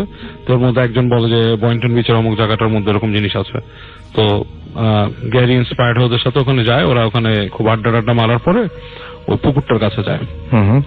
তো গ্যারি বলে যে পুকুরটাকে আমি যা দেখেছি, ডান পাশে হচ্ছে সুগার কেন ফিল্ড, বাম পাশে বেশ উঁচু একটা জায়গা, মানে দেখলে বোঝা যায় না যেটার মাঝখানে পুকুর আছে, মাটি মনে হচ্ছে বাম পাশে বালির একটা ঢিবির মতো। আচ্ছা। তো ওই ঢিবি দিয়ে উঠে গেলে দেখা যাচ্ছে যে একটা পুকুরটা বেশ নিচে, আর চারিপাশে এক কোণা দিয়ে, পুকুরের এক কোণায় হচ্ছে একটা জংলা মতো আছে, গাছপালা হয়েছে, ওখানে বাড়িটা পুরনো সেই বাড়িটা আছে। তো ওকে ওর ফ্রেন্ডরা বলে যে ওখানে উঠলে তুই যদি বাড়িটায় যেতে পারিস তাহলে মনে করবো যে তুই অনেক কিছু পারিস আর কি, মানে ওর সাথে একটা বাজি লাগে আর কি। তো বাজি লাগার পর গ্যারি বলে আই ক্যান ডু দ্যাট, এটা মানে এরকম আমার কাছে কোনো ব্যাপারই না। হ্যাঁ, I don't believe in this thing, এই ভূত টুত কি আছে, আই ডোন্ট বিলিভ ইট। তো যেটা করে ও বন্ধুরা বলে কি তোকে কিন্তু আমরা ফেলে চলে যাবো। তো বলে আচ্ছা ওকে, ইউ ক্যান ডু দ্যাট, আমাকে ফেলে চলে যেতে পারো। তো ওকে রেখে ওরা দূরে চলে যায় আর কি। তো বলে যে আমি ফিল করলাম যে গাড়িটা আস্তে আস্তে চলে গেল, আমার বন্ধুরা মানে ট্রাকে করে আসছিল, ওই ট্রাক আস্তে আস্তে চলে গেল, শব্দও পেলাম যে ডার্ট রোড দিয়ে উঠে গেল। তো ঠিক ওরা যখন চলে গেল তখন আমার কাছে ভয় লাগা শুরু করলো। রাত 2টোর মতো বাজে তখন, মানে ইট ওয়াজ লাইক রাত 2টো বেজে গেছে, মানে একদম নিশুতি রাত, এবং আশেপাশে আলোর কোনো চিহ্ন নেই, ঝিঝি পোকা ডাকতেছে, এবং তখন সে ভয় পাওয়া ফিল করে শুরু করে আর কি। আচ্ছা। তারপরে যেহেতু ফ্রেন্ডের সাথে বাজি লাগছে, তো আমার তো যেতেই হবে, তা আমি হাঁটি। আর একটা ব্যাপার হচ্ছে যে মিথ্যা কথা এইসব ব্যাপারে ওরা খুব কম বলতো ভাই। হ্যাঁ, মানে অ্যাকচুয়ালি আমাদের দেশে দেখা যাচ্ছে সময় বলি আর কি, একটা কিছু না করে আমরা করে ফেলেছি, তো ওখানে কিন্তু এই প্রবণতাটা কম। তো বাজি লাগছে ফ্রেন্ডদের সাথে, যেতে পারলে যাবে, না যেতে পারলে বললো যাই নেই, ঠিক আছে। আচ্ছা। তো হাঁটা ধরে, তো হাঁটতে ও কর্নারে চলে যায়, মানে ওকে ওই ডেস্টিনেশনে পৌঁছাতে হলে পুকুরের এক কর্নারে যে আবার লেফট টার্ন নিয়ে যেতে হবে আর কি। আচ্ছা। তো এইভাবে সে হাঁটছে, হেঁটে হেঁটে যাচ্ছে। তো যখন এই কর্নারে চলে আসছে তখন সে দূর থেকে দেখতেছে যে ওইখানে একটা আলোর মতো। তো আলোটা হচ্ছে ঠিক ও বলছে যে তুমি যদি কোনো পাতলা কাপড় বা নেটের কাপড়ের উপাস থেকে কোনো রূপালী মানে সাদা টাইপের লাইট জ্বালাও, জাস্ট লাইক দ্যাট, এরকম একটা আলো বাতাসের মধ্যে যেমন একটু ঝুলতেছে আর কি। তো মনে করে যেটা তার একটা ইলিউশন, যেহেতু স্মোক করছে, হতে পারে ইলিউশন হতে পারে। তো মানে একটু তাকা থেকে আবার হাঁটা শুরু করে, হাঁটতে হাঁটতে দেখে না এখানে ইলিউশন হওয়ার কোনো কথা নেই, যেখানে আলো হচ্ছে তার আশেপাশের জায়গাটা বেশ আলোকিত হয়ে যাচ্ছে প্রায় 1 ফিট মতো। তারপর দেখে আলোটা আস্তে আস্তে আসছে, সামনের দিকে আসছে। তো চিন্তা করে এটা কি মানে এমন হতে পারে কোনো ফসফরাসের আলো বা কিছু, সেটাও না। তারপর হাঁটতে হাঁটতে ও যখন কর্নারে চলে আসে তখন সে বুঝতে পারে ওইটা তো মনে হচ্ছে আলোটা হচ্ছে একটা মানুষটার গাছ থেকে আলো বেরোচ্ছে, এবং দ্যাট ইজ লাইক আপনার মানে কোনো মানুষ যদি গ্লিড করতে থাকে বা কোনো মানুষ গ্লোয়িং কোনো মানুষ থাকে যার গা থেকে আলো বেরোচ্ছে, এরকম একটা মানুষ হেঁটে হেঁটে আসতেছে। এবং আরো যখন কাছে আসছে, প্রায় আরো ধরেন ওই ডিস্টেন্স থেকে আরো 200 ফিট কাছে, তখন সে দেখে বুঝতেছে এটা একটা মেয়ে মানুষ, একটা মেয়ে একটা নাইট গাউন টাইপের পরে আছে, এবং মনে হচ্ছে তার গা থেকে আলো বেরোচ্ছে। তাই সে গ্যারি দৌড় দেয় আর কি। সে দৌড় দিয়ে আসে, এসে মানে আপনার নিচ দিয়ে নেমে এসে হাতড়ে পাশে এক সময় যে দেখে যে ওর বন্ধুদের গাড়ির হেডলাইট দেখা যাচ্ছে দূর থেকে, ওরাও আসে। তো এসে বন্ধুদেরকে বলে এরকম দেখ।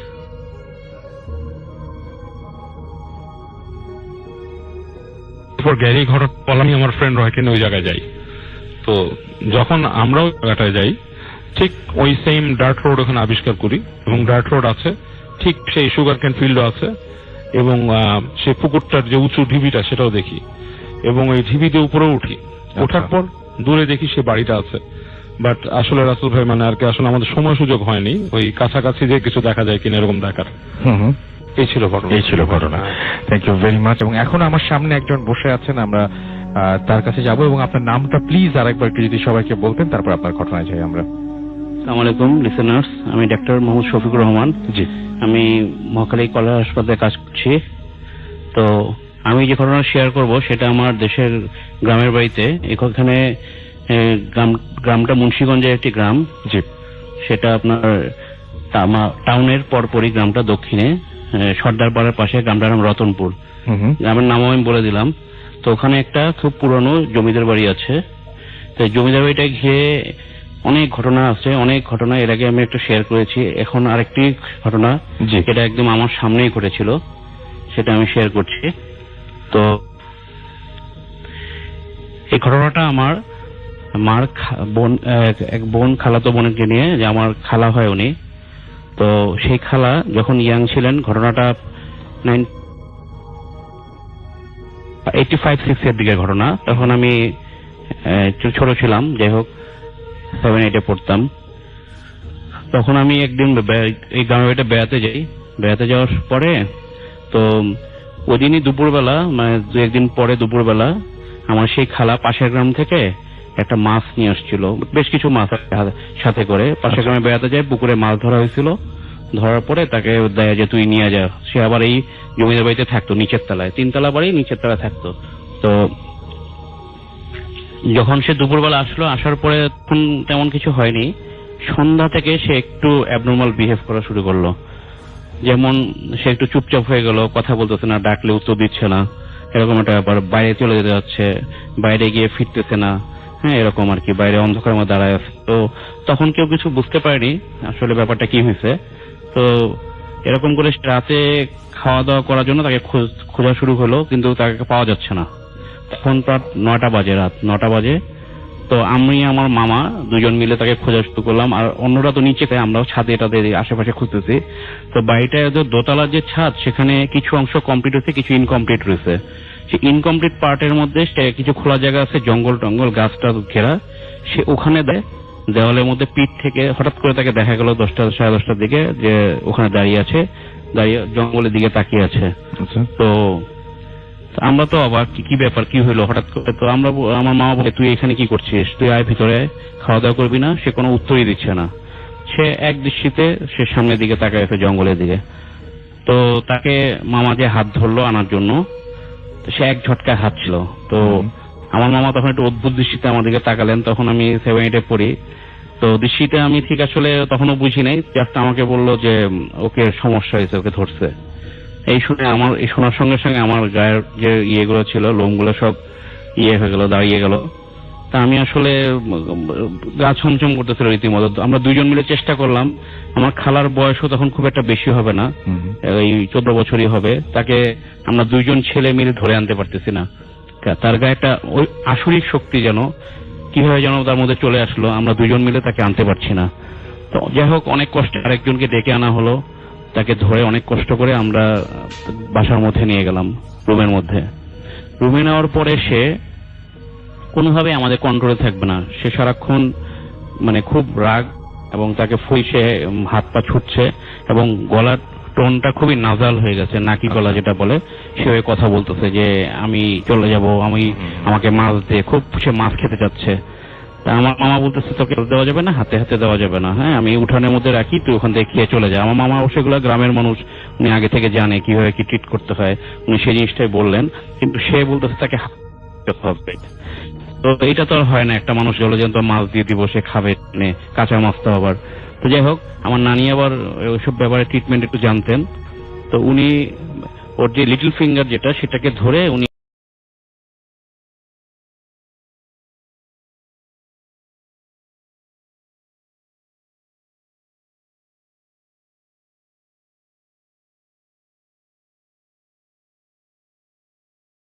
কোনোভাবেই সে মানে থাকবে না, সে বের হয়ে যাবে। তাকে সে বলছে আমি বাইরে চলে যাব, আমাকে রাখতে পারবেন না।